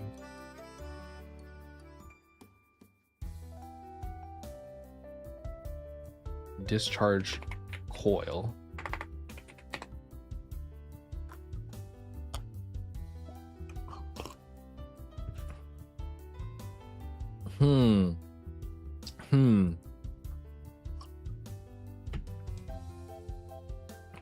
Tesla coil? Let me see if I can find it. Okay. I can describe this to you. It looks like I can describe this to you. You know what? This is this is not the exact image, but I can show you. Okay. I'm gonna pull in this image. You can take a look, and then you can and then you'll see. Okay. Boom. All right. Okay. You see that actually I'll put it right here. Yeah, put it right here. And then I'll move chat up a little bit. YouTube chat, come up here. Come here. You can be right there. Okay. So you see this Tesla coil, right? Like it's arcing and whatnot. In a lot of particle accelerators, what happens is you create massive electrical potential energy. You're storing up a ton of charge. The reason being is that you need to accelerate an electron or like a proton of some kind using the magnetic fields to like launch it really fast in order to hit another particle. And so what you're doing is you're storing up all this charge, and what could happen is, what if you prep your particle accelerator and then someone walks into the room, right? If you go and walk into a room when a particle accelerator is prepped, a magnetic style particle accelerator, and you step into the room, what will happen is you will suddenly become circuit to ground and you will get smited by lightning. Like an electrical arc will shoot through your body and you will just instantly get fried, right? That is terrifying. And that is a very real thing that could happen. Don't these don't you see the same thing in science museums? Yeah, they're very commonly used in science museums. But there's a real safety application for these. Like, it is actually important to use and used all the time in particle accelerator labs, with the ones that use magnetic linear accelerators, because they have a failsafe on the door. Shouldn't there be a lock on the door or something before turning it on? Yes, actually, the door has a switch, so that when you open the door, it switches on this Tesla coil. So what happens is, when you open the door and you still have magnetic charge inside the particle accelerator, this like big coil thing here will bring a wire close to the coil. It's like a lever that's attached to the door. So as you open the door, there's a discharge ground wire that is brought closer to the Tesla coil so that it forcibly discharges. So you cannot open the door of the particle accelerator room without discharging it. And what will happen is, if someone's prepping the experiment and then they accidentally go in while the accelerator is still charged, this Tesla coil will actually fire and it'll put all the extra charge, it'll dump all the charge immediately. And normally the wind down process is it slowly discharges over time, like you slowly acclimate back to neutral. But this instantly dumps all your extra electricity and energy. Like, it just dumps all of it right away. And the dump is so powerful and sudden that it happened one time during the time I was at uni, and the one time it happened was my friend opened the door accidentally without fully turning off the experiment, and the Tesla coil engaged, dumped all the electricity into the ground wire, and the lightning arc that it made was so big that it burst his eardrums and every eardrum of anyone within like 100 feet of the lab, because the sound from the lightning arc was that loud. It it blew out all their eardrums, and it saved his life, because if that safety mechanism did not engage, he would actually be lightning fried. It actually turned to dust. Like, that is a real science safety feature that Tesla coils are able to do. But I mean, it's still a massive lightning arc, and the picture that you see here is a much smaller version. The one at the lab that he was working at is it's as big as me. It's as big as a person. And yeah, it was crazy to see. Not crazy to see, crazy to hear about. I was not visually there. I think, oh man, I wonder if there's like security cam footage of it. But when I was asking my friend, he just saw a bright flash and he thought he was dead for a minute. Like, could you imagine opening the door, going into a lab and all you see, you're blind. You open the door for a particle accelerator experience, suddenly your vision gone. You got flashbanged and you can't hear. Like the loudest sound of your life happens and you can't hear and you're blind. You're like, and your like head is dizzy from the concussion. It's like you got flashbanged with in Call of Duty, and you're like concussed and the world is spinning around you. At that point, if that happened to me, I think I would be dead. I'm like, oh my god, I just walked into a particle accelerator beam. I can't see anymore. It's over. I'm gonna get leukemia in 3 days.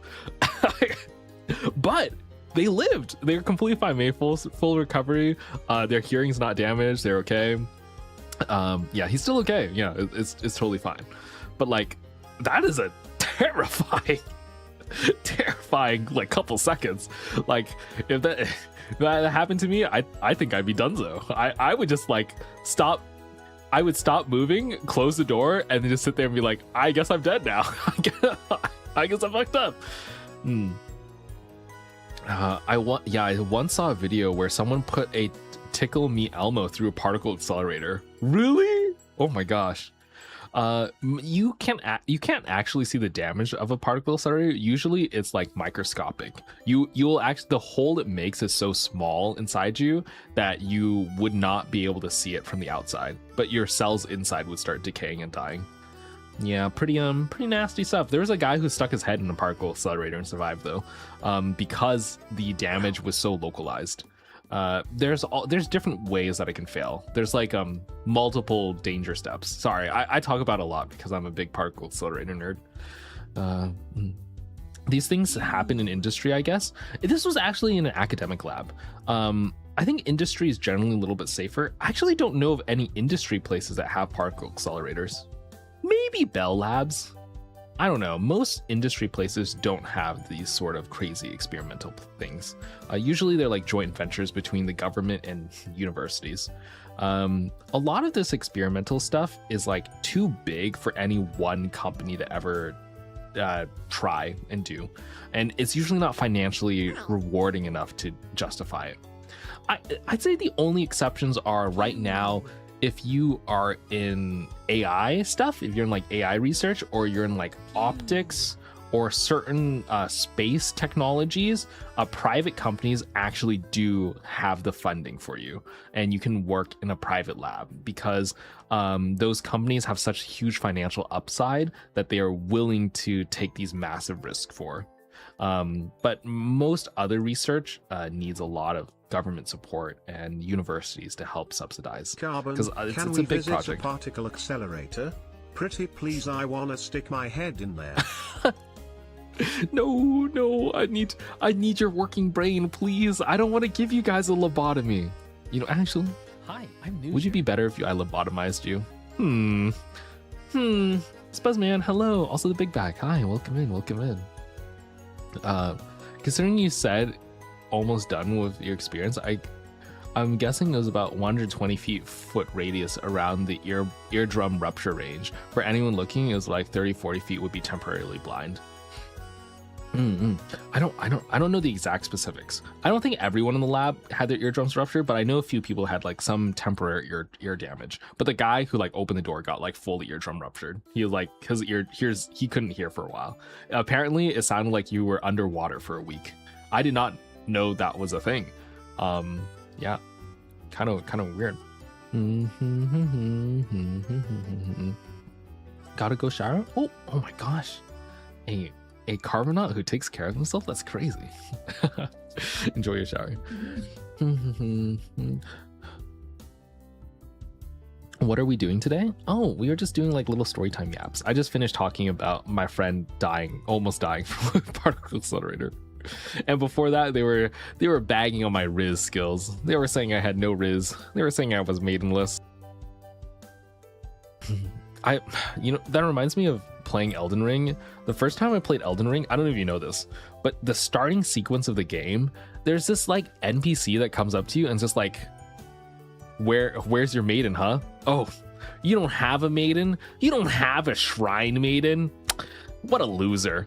And I was just like, oh my god. And I spent probably an hour, 2 hours 2 or 3, maybe it might have been 3 hours. I might have spent 2 or 3 hours fighting this NPC. First, load into the game. Like, I just rolled out of the game.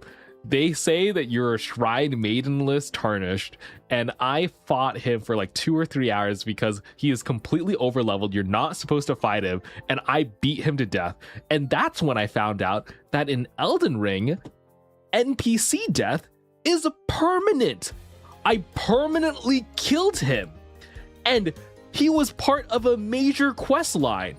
So within the first 2 minutes of the game, the first like starting sequence, I actually fucked an entire quest line. Like, I closed out that whole quest line that was actually extremely crucial to later on in the game because he called me maidenless. It was bad. It was yeah. I got a little rage baited, okay? And then after that, I ran into Tree Sentinel, and then I got my ass handed to me there too. Instructions unclear, killed the questmaster. You know, that's why you don't make the questmaster a dick, okay? If you make the questmaster a dick, of course I'm gonna bash his head in, all right? I don't stand for that, okay? I stand on business. I want to pull up. The things we do out of spite. You know, I'm the type of player that will play Breath of the Reminds me Wild of when Elegant and took no time in replying to you about you radiating virgin energy. Elegant rage baits me. Gosh darn that woman. Oh, I was saying I'm the type of player to play Breath of the Wild, and okay, actually, have you guys played Breath of the Wild? I don't know if you have, but in the starting sequence, there's a place where you are playing in the Great Plains and you run into your very first Lionel, okay? You're at 3 HP. You get one shot by everything, and the only weapons you have access to are a stick. All right, Mrs. Soul Reaver. Oh my gosh, it's nice to see you again. Welcome back.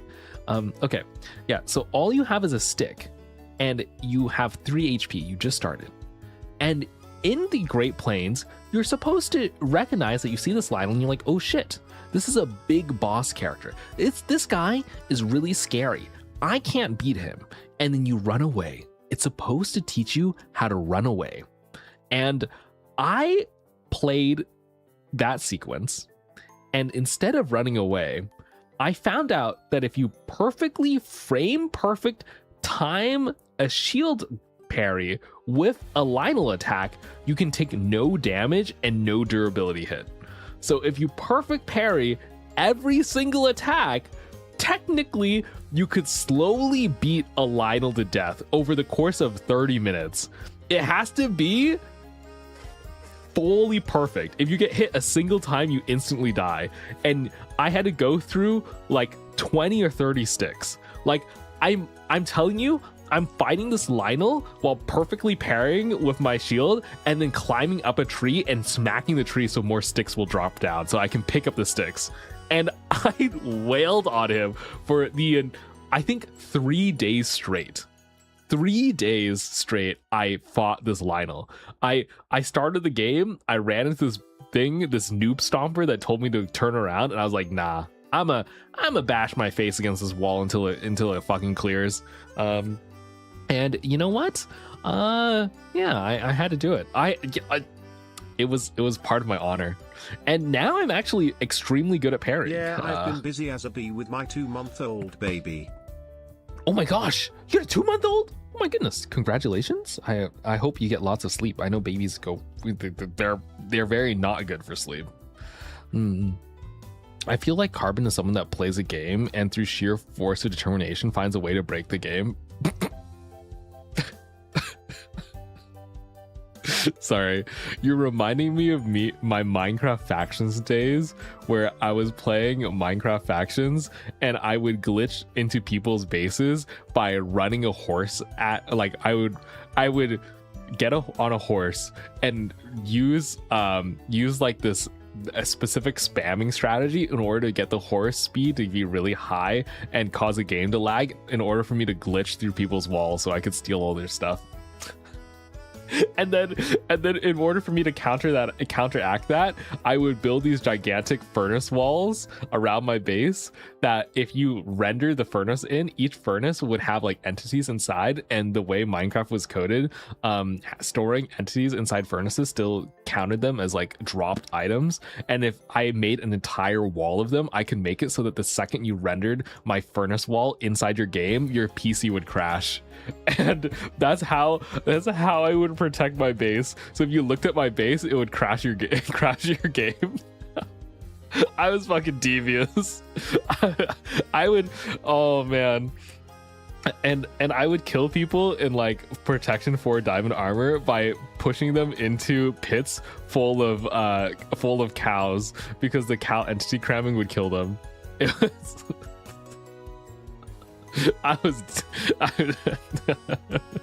it was a good time. I had a lot of fun. Karbon, should I start my HW now or at midnight? Thanks, less than 3. You should probably get a little heads up on that, unless it's due at midnight. What if it's due at midnight? I don't know. Sometimes I put things off till the very last minute so that the deadline motivates me. You know, I believe in a little bit of creativity under structured creativity. Like structured deadlines and stress do help. Like having a goal for yourself. If you're just like, I'm gonna get this huge goal done sometime, I don't think that's as good as being like, I need to do this now within a week, or I'm a chud, and then you do it. Usually that's how it works for me. Can't you just play normally? That is normal. I've actually never finished Minecraft normally. I've never actually played Minecraft normally. The only types of Minecraft I've played, I usually break the game with redstone beforehand. I like make TNT dupers of some kind. I've never slayed the Ender Dragon in like one run through. You know what? We could do that on stream. Do you think that would be fun? You think you would enjoy that, like a full Minecraft playthrough? You know. So Husa, thank you for the welcome to the Space Station. Hi.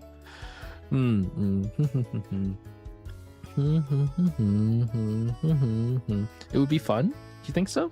I think it'd be fun. I could do like a comfy Minecraft playlist thing. Like I'd like just, well, I have like a survival world that I play through, and then like I try to beat eventually with you guys. I've been actually thinking about a new solo game that I finish. Maybe like a longer game that we can work through. Please end me. I'm suffering so much blood loss. From what? From what? Blood loss from what? What are you doing? Karbon slays the Ender Dragon. Yeah, we could do a Minecraft playthrough. I've been thinking about Expedition 33 as well. I have Expedition 33 and I've never played it. I could also do an Elden Ring run through. We could play through all of Elden Ring. That could be fun. I don't know. Maybe we put it to a community vote. We like let you guys decide what game would be nice, because if I play this game, it's gonna take me like 3 months to finish. Okay, so I'm not gonna be playing it every stream, but it'd be like a regular, like I play it every week kind of thing, you know. I've never played Elden Ring before. Ooh, I played partially through. I've never finished the game, but it was really fun when I played through it. Oh, this is suffering from being a woman. I see. I can't relate. The only suffering I do once a month is when my fat paycheck hits and I feel bad for my woman colleagues who make 7% less than me. That's the only suffering I face as a man. I'm sorry, that was mean. Oh, don't bald me.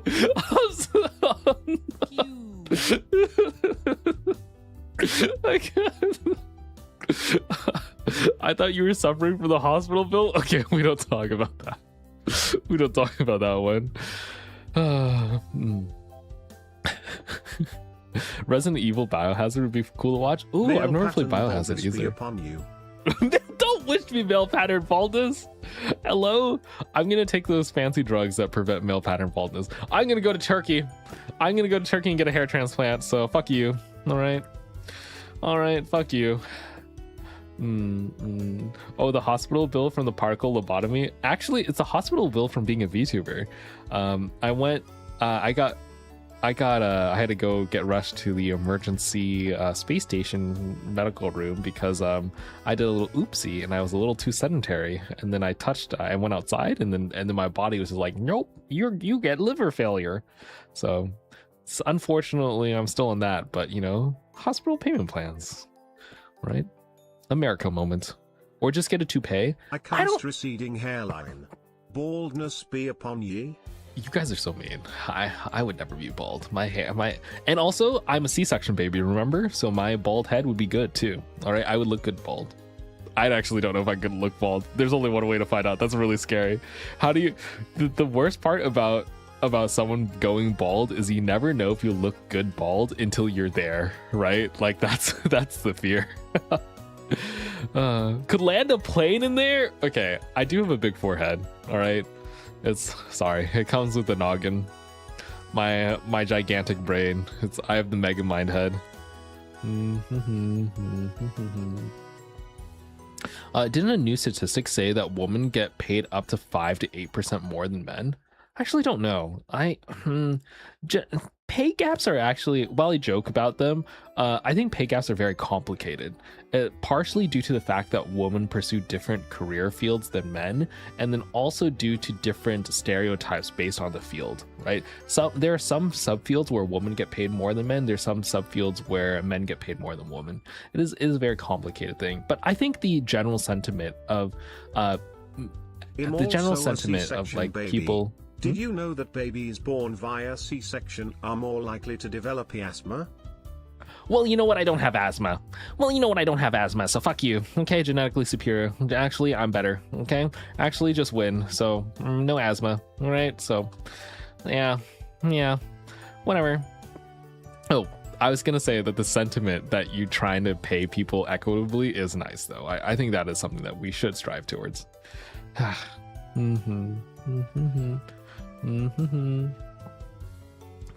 Someone bald him when they get the chance? Nah, I think I'll be fine. Asthma, haha, bromine gas did have consequences actually. No, not the bromine gas. Sometimes I think to myself, maybe I played League of Legends too early in my life and it like fucked up my dopamine receptors, but you know what? That's probably fine. I don't know. Sometimes I wonder like, what sort of weird quirks do I have? What sort of like weird things happen to me? I did breathe bromine gas. I actually didn't drink or do any drugs when my brain was still developing. I was very uncool. I didn't start drinking alcohol till I was out of school because I was a good kid, and I value my developing brain. They would be like big ragers and parties on Greek Row, and I'd be there, and I'd be sipping a Coke. Yeah, people would be drinking alcohol. I'd be like, not me. And I would watch someone. I'd hold up someone's hair as they vomited in the toilet, and I'd just be like, wow, this is why you don't drink soju. What a fucking chud. And they probably thought I was a chud because I wasn't drinking. Yeah, that's so long. I mean, I sipped alcohol, but I never got drunk until afterwards. Like I would like fake sip. I would cradle a beer the entire day. Yeah, I don't know. I was just a rule follower initially for a little bit. I didn't really see the appeal of drinking until later on, and then I started. I think what really set me off into alcoholism. I had like this friend group, and I like really sometimes I enjoyed hanging out with them, but like they were really most people in STEM have maidenless energy.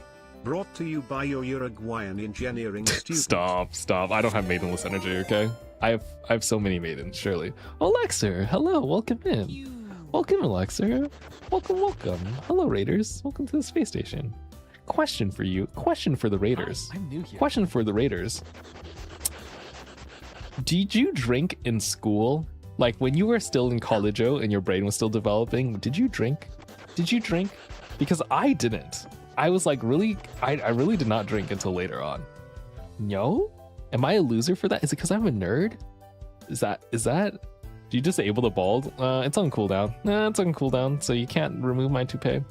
Yeah, I did not drink very much. It wasn't until later on when I had like some acquaintances that I really thought were stupid and I couldn't bear to hang around with them. So I would drink when I hung around with them so that my brain was numb and it was easier to interact with them. That's when I started drinking. Yeah, that's the first time I started drinking, was when I was like, wow. We were at a mixer, and I was like, I really hate these people. And then I was like, you know what? This alcohol makes me hate them less. And I was like, wow, this is great. Wait, this explains a lot about when I started drinking. A little sipped on wine coolers and Bessie's hot box in the garage once. It was a vibe. Oh, you know what? Sipping, I think, is like a is a vibe. Yeah. Oh, you're European. Oh, Europeans do drink at a very different. It's so early in Europe. It is so different in Europe. The culture is completely different. Also, I feel like there's less alcoholics in Europe for some reason. Maybe it's like more accepted. Maybe it's less stigmatized, so it's like less bad over there. Unsure. I grew up in the boonies, so it was either you drank, smoked, or did both, or had parents that had no respect for personal boundaries. Oh no. Oh no.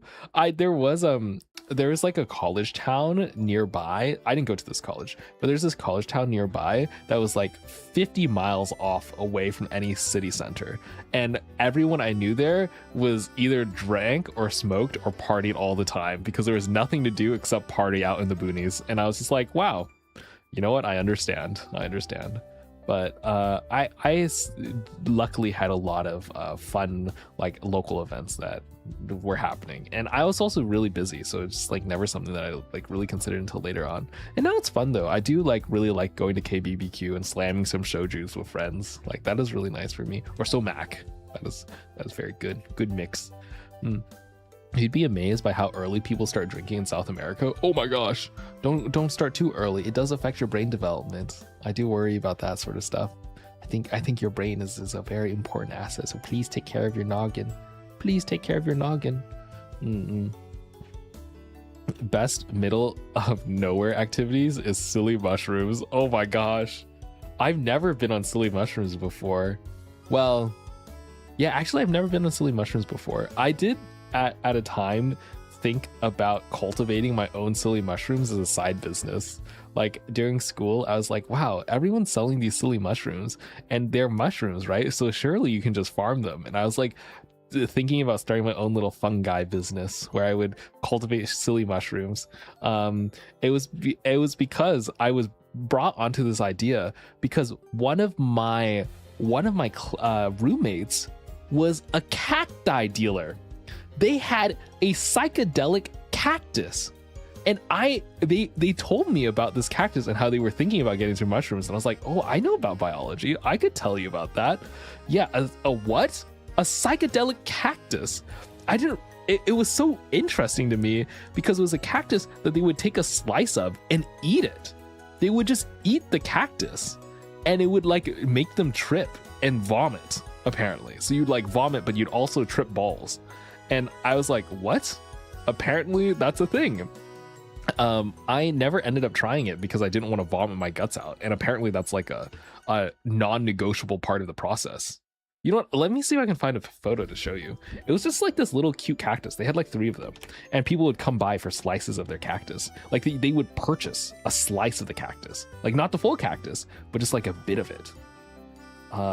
Psychedelic cactus. Oh, Fred is not gonna like this Google search. Oh, they literally look like regular cactuses. It actually is indistinguishable from a regular cactus. I don't even, wow. Here, I'll show you. Okay, here we go. Look at these. These are all psychedelic cactuses, apparently. This is just a regular cactus. What do you mean? Okay. Maybe I pick a YouTube video. Are these illegal? Am I gonna get banned? Am I gonna get a banned?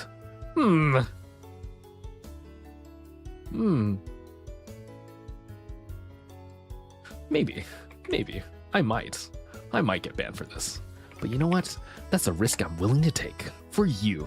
Mithrio, hello, welcome in. We're about to learn about some psychedelic cactuses, so I can tell you about my drug-dealing roommate. Yes. Is it legal to buy San Pedro cactuses in 2024? What is, oh my gosh, there's a whole video. Ooh, wait, I found a whole video about it. Wait, I got it. Let me pull it up for you. Okay. Okay, let me bring it down a little. All right. Okay, we're gonna learn about some psychedelic cactuses now. I'm excited.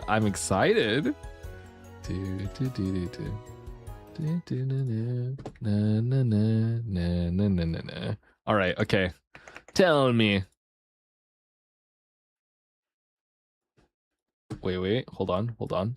I need to make sure the volume captures are doing it right. It doesn't seem like you guys got audio.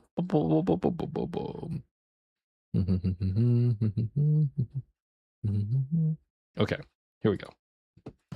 This little button cactus is so tiny and unassuming, you'd never guess it's a plant so steeped in controversy. Wait, you can't see anymore. What the fuck? Hold on. Where'd it go? Okay, here we go. There we go. All right. This little button cactus is so tiny and unassuming, you'd never guess it's a plant so you can steeped hear, right? in controversy. Yeah. Say hello to peyote. Peyote. Hello, peyote. Hello. Hey, I'm Tasha the Amazon. You're watching Flora Logic. Today we're talking about peyote, a tiny cactus that's caused quite a stir. Yeah, These it's small very but mighty small. plants are native to Mexico and southwestern Texas. Oh, They're that's what it usually looked found like. in desert scrubland. Looks like a little ball. Peyote grows close to the They ground. also grow either tall on too. its own There's like or some in height small to them. clumps. Peyote is a can Spanish get a word little derived taller. from the Aztec word for caterpillar cocoon. Its scientific name is Lophophora williamsii.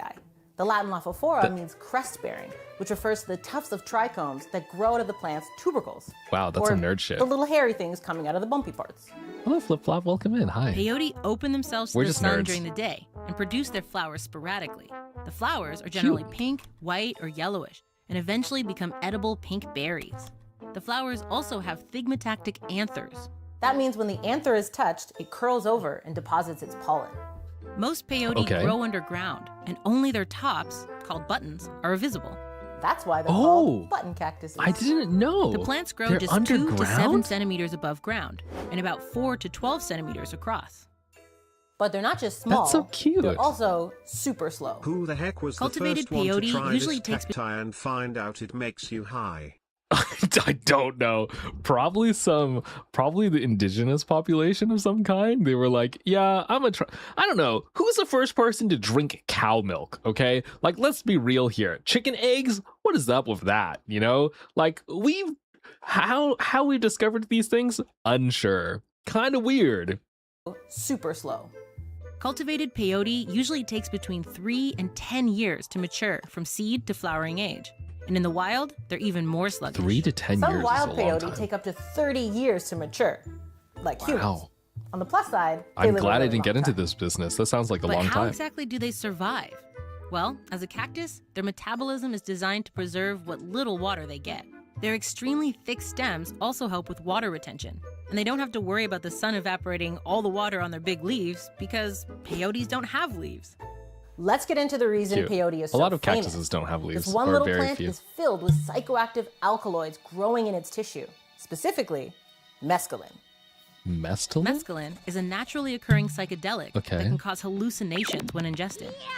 In peyote, it's so powerful that in many countries, ingesting the plant is illegal. But tripping people out was never peyote's intention, as far as we know. It's illegal. The reason it has such high levels of alkaloids is because it makes them taste terrible. And why would you want to taste terrible? So animals don't eat you. One bite of Oh no! This is like capsaicin. This is like spicy peppers, where like peppers evolved to be spicy so that animals wouldn't eat them, but then humans were like, I like that kick. Actually, I like that kick. Just like, oh yeah, you know, I'm gonna make this thing taste disgusting so that no one eats me. But then humans are like, you know, if it kind of makes me high, so I kind of like that. Humans are sadists. True. Peyote is protected by the nation and native peoples in the southwest use and still used today in rituals and ceremonies. Oh, it's ceremonial. I see. I see. It's that makes sense. Like it's ceremonial for the native populations. I had no idea. I know this was all the rage at school though. There were kiddos who had their own little cacti plant that they were raising indoors. Mm-hmm. Yeah, Gabmac, welcome in. Thank you for coming. That bitter peyote, and herbivores are like, no thank you. It's their defense mechanism, which means no need for spiky spines. Peyote's history is as wild as the hallucinations it creates. Okay, maybe not that wild, but still really interesting. Archaeologists believe peyote has been used by indigenous North Americans in Mexico they're talking about the North for Americans almost now. 6,000 years.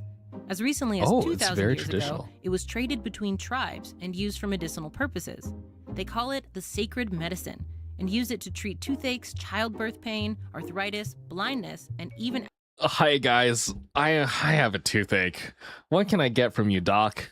Oh, a toothache? Here, let me give you some of this psychedelic cactus. It's gonna taste literally the worst thing you've ever had in your life, but it's gonna taste so bad, in fact, that you're gonna trip balls. So here you go. I love ancient medicine. Ancient medicine is so jank sometimes. Outbreaks of cholera. But it wasn't until the 1880s that indigenous people started holding peyote ceremonies. Sign me the fuck up. These were I'm religious sure it works. rituals to celebrate special occasions, heal the sick, and connect with spirits. The ceremonies were different for every tribe, but generally they'd last overnight and include singing, drumming, and dancing around a fire. Soon, the US government, along with prohibitionists and Christian missionaries, tried to ban the peyote rituals. They said they were concerned about the plant's psychoactive effects and insisted it was deadly and addictive.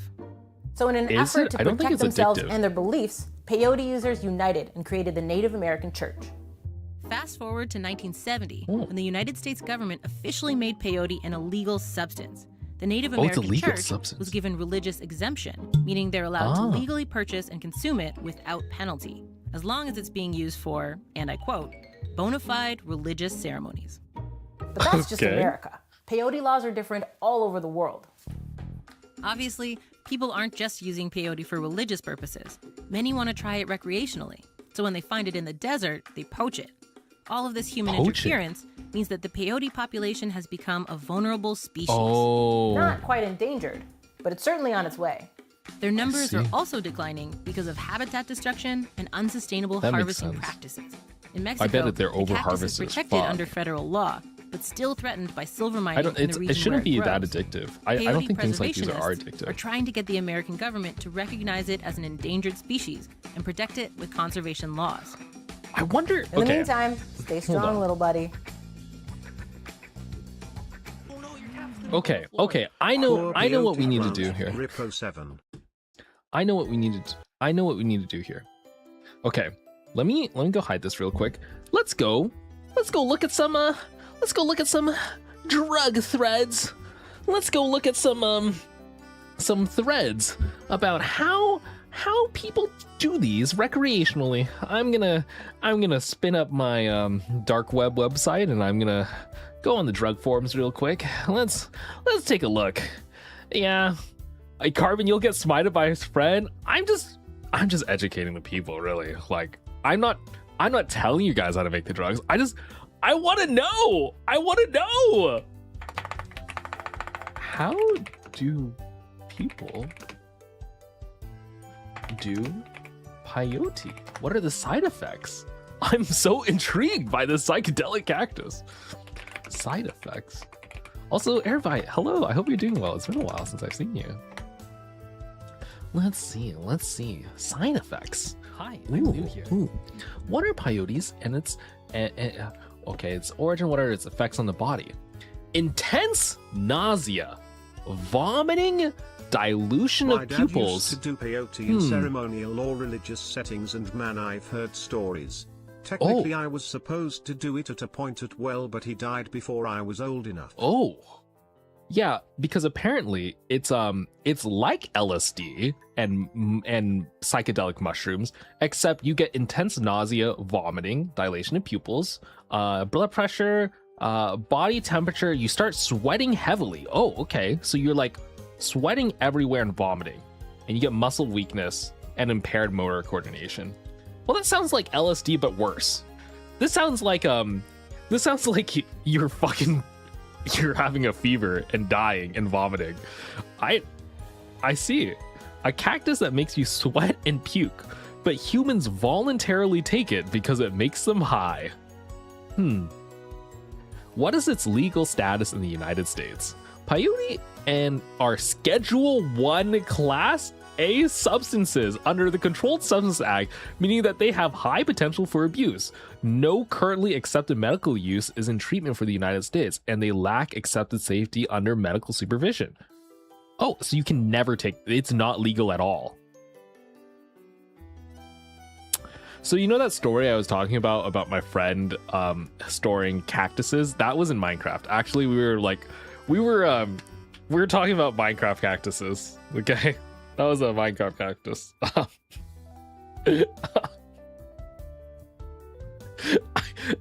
Okay. I see. Well, Minecraft cactus. Yeah, Minecraft cactus farm. You know, I wonder. Wait, hold on. Okay, I know the side effects, but I wonder, like, no, I shouldn't Google anymore. I should not continue to search. Is it addictive though? Okay, I'm searching. Is it addictive? Is it physically addictive? I was right! Peyote is not considered physically addictive. It does not cause the same type of physical dependence and withdrawal symptoms as drugs like opioids and cocaine. I see. It has psychological dependence like marijuana, but it's not physically addictive. All right. Okay. You know what? That's kind of surprising. I feel like most Schedule 1 drugs are physically addictive, but I guess this one is ripe for abuse, but doesn't cause you to have like long-term addiction. It's used in ointments in Mexico and Central America as far as I know. Oh, true. I'm sure it's more common in Mexico because that's where it's like natively grown, right? Yeah. Continue the search. It's for science. Fred will understand. You're so right. We're just educating ourselves. We're just educating ourselves. Yeah. Apparently, it's not addictive. Though I will say, like, is something addictive or not is a very like personal question sometimes with people. Psychological addictions are no joke. A lot of the stigma for it is unfortunately racially motivated. Oh, yeah, because it's like a long traditional religious plant. That's kind of unfortunate because I'm comparing it to some of the other Schedule 1 drugs and it's like not even that bad. Like this seems like, I feel like ketamine's worse. You know, like I think putting a non-addictive drug that also makes you not really enjoy taking it because you vomit your guts out, putting that on the same level as meth just feels kind of wrong, you know? Like, I feel like the dangers aren't really, like, no one really dies from taking these either. Whereas, like, people die from spiked drugs all the time, but, like, you're eating a plant. It's kind of, like, not as dangerous. Interesting. I love America. Yeah. Little nerdy side tangent. Wow, what did we do today? We covered particle accelerators. We covered magnetic discharge systems. Me kissing my hand, and now psychedelic cactuses. Wow, what a Zatsu. Plants are very yummy. True. I'm very happy that we're omnivores. I love eating plants, and I like meat too. I think having a variety of food just stymies my brain in the right way. Sometimes though I go too long without eating a green thing, and then my brain's just like, please eat a fruit, please eat a leafy green, and then I have to, and then I'm like, oh, well now I feel better. I don't know if you guys get that. Like if you go too long without eating something, your body demands you to. Okay, I'm following me on cooldown. I see you. You having ultimate riz with people on the streets? If I wanted to get a date with a random person on the street, I bet you I could. Okay, I'm not involuntarily celibate. Trust. Okay, I could pull. I can pull. Okay. Mods are looking at me with disgust. Do you speak any other languages apart from English? Yeah. I'm actually fluent in Korean. I'm glad you asked. But I won't speak it on stream because, you know, I like to keep streams in English so that people can understand them. Oh my god. Wait, for real? Yeah. You can look up my latest Twitter post. I spoke a little bit of Korean there. I was actually quite good. I thank you, Nikita. I'm quite good. Maybe I'll make my debut as a K-pop idol someday. Who knows? Hey Sam, welcome in. Hi, welcome to the space station. You guys don't think I'd be a good K-pop idol?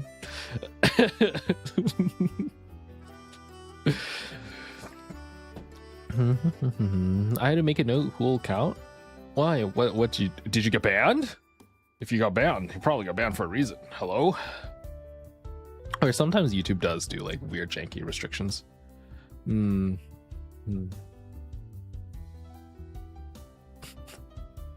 lie, the last time he spoke Korean, he offended every existing and non-existing Korean. I don't know what you're talking about. I think they just don't appreciate my pronunciation, which is obviously very, very cool and forward thinking and super schmexy. All right. I feel like never mind. I'm not gonna say it.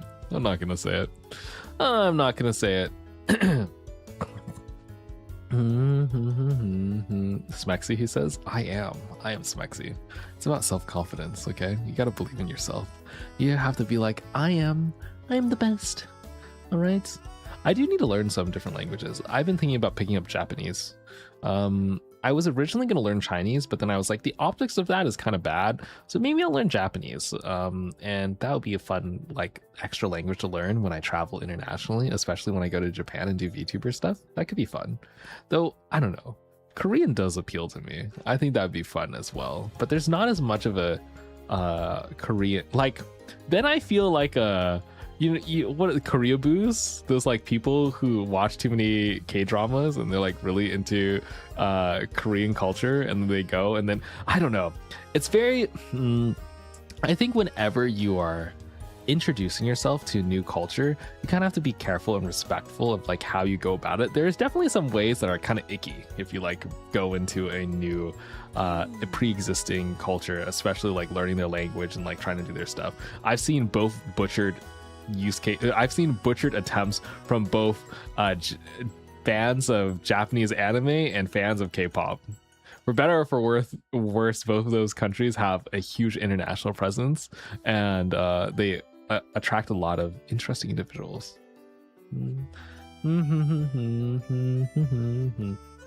Oh my god, I hate Koreaboos. They drive me insane. How do you say my name in Korean the same fucking way we are? What do you I think you do have, I like try to be accepting of other people trying to get into local cultures. I think that's like a nice step, but I think being respectful is an important part of that. You know, you don't want to be too heavy-handed. There's like this weird kind of pseudo gentrification of like some cultures. I always am like super self-conscious when I'm like traveling to Europe. When I go to Italy later, let's say we do a Rome tour. Can you imagine me, an American streamer, going to Rome and being like, "What's up, chat?" and like talking really loudly in the middle of the street, you know? Like, I want to be at least a little respectful about that. Like when I go into a coffee shop, I'm not going to completely ignore them. I'm going to like talk to them a little bit. Oh god, I might need a guide though. I might need someone who can speak Italian. Who knows? Yeah, I'm definitely not going to Japan and doing that. There's been this huge rise of foreign streamers traveling to Japan and like causing absolute menaces there. They're like genuinely menaces, and Japanese society is like getting to the point where they're fed up with it. They're like thinking about just banning streamers. That's how bad it is. Yeah, so I fear.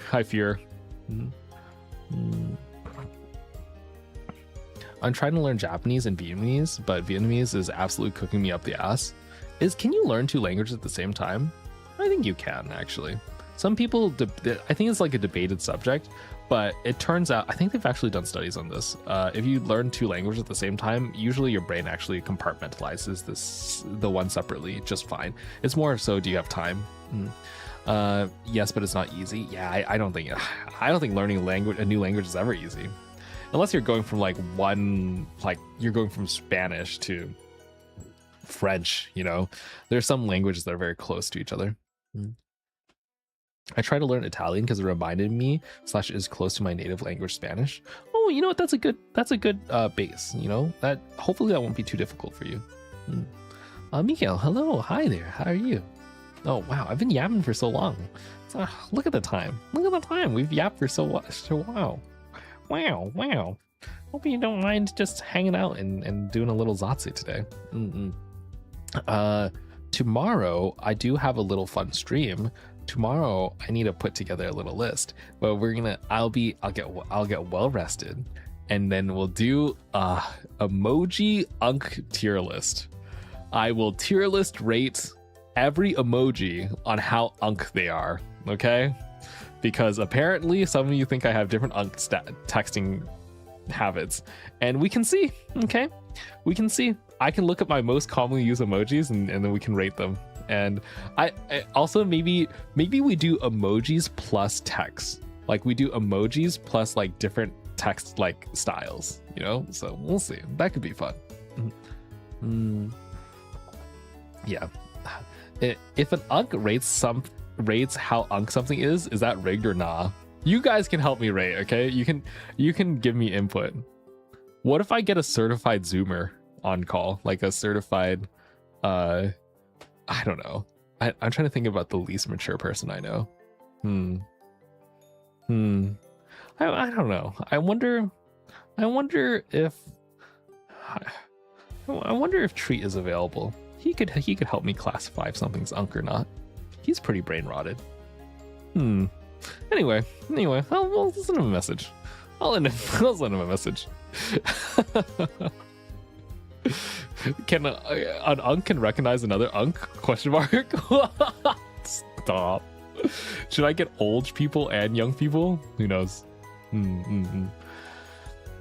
Karbon's gonna reveal himself as unk. I don't know. Maybe it's because I read most of my life. I didn't do much texting. Okay, I didn't have a lot of friends to text to. I actually don't really like texting that much. It's only since I picked up VTubing that I'm more active on socials. Yeah, normally I'm actually completely off platform. I'm like completely offline. But VTubing has been a really like fun way for me to connect to people. So it's the only reason why I even have messaging now. That explains why you say ant like ant. Fuck you. Okay. Where? Get out of here. Get out of here. Get a ant. Bleh. Bleh. You hate me. Anyways, good night, Karbon. Wish me luck tomorrow. You know what? The big one back, I hope you have bad luck because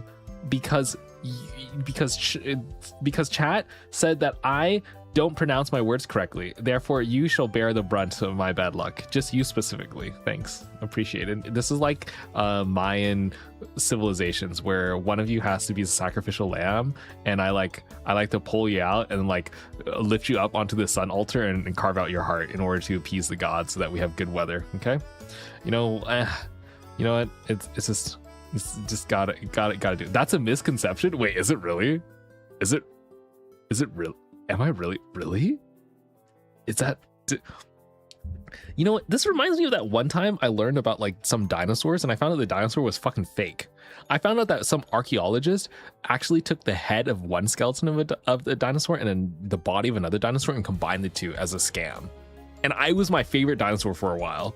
It actually broke my fucking heart when I found out like 5 years later that it was a fake. Scientist spreads information. Fuck it. You know what? Okay.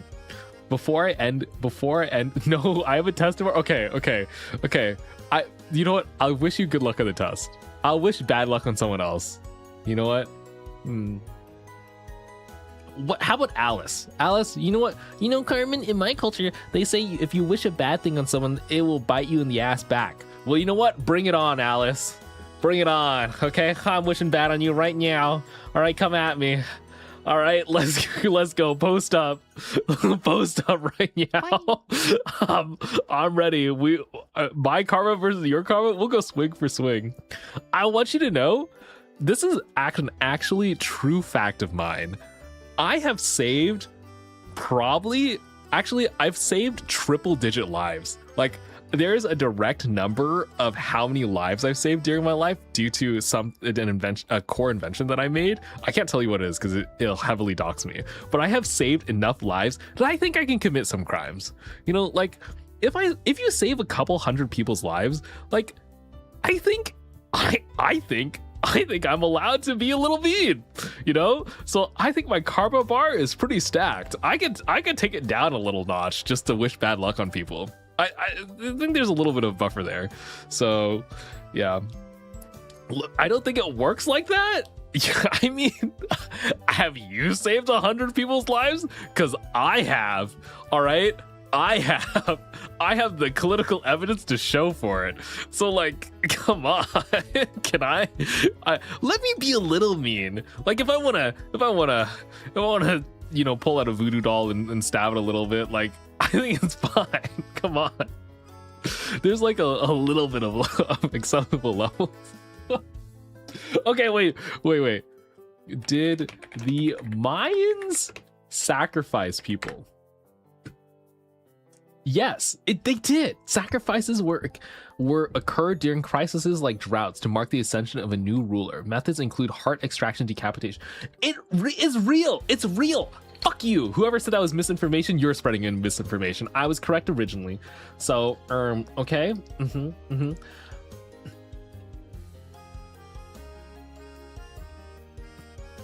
I'm reading a little bit more. Likewise, human sacrifice the rights, biological. Oh my god. It's not settled? Fuck! It's contentious! Oh, there's criticisms to it. Oh man. It might have been first world fetishization of old culture. But we don't know for sure. Okay, well, you know what? Well, you know what? You just basically told me that my favorite dinosaur was fake. I've been making that Mayan civilization joke for like 3 years now. You guys hate me. You hate me. I hate that science evolves and changes. Why can't Pluto stay a planet? Why is it when I come up with a fun fact and I share it, suddenly it updates and it's like, actually, you know what? Alpha wolves, that's not a thing. You know, wolves actually live in a equitable social hierarchy, and there's no such thing as alpha wolves. It was just a random dude who, you know, projected a little too hard. Now I can't make alpha wolf jokes. Like, that sucks. That sucks. Can you guys stick with a story? Come on. I'll go take it up with the lizard people running the government. Make sure that they keep doing retconning. I don't like it. Okay. All right. I'm gonna press the end stream button now. Where's that? Sorry, I don't know how to use the internet because I'm so fucking boomer. Okay? Stop. Don't look at that. That's me looking up drugs. Okay. Now I unstream. All right. Bye. Bye. All right. Bye. Take care. Bye-bye. Bye-bye.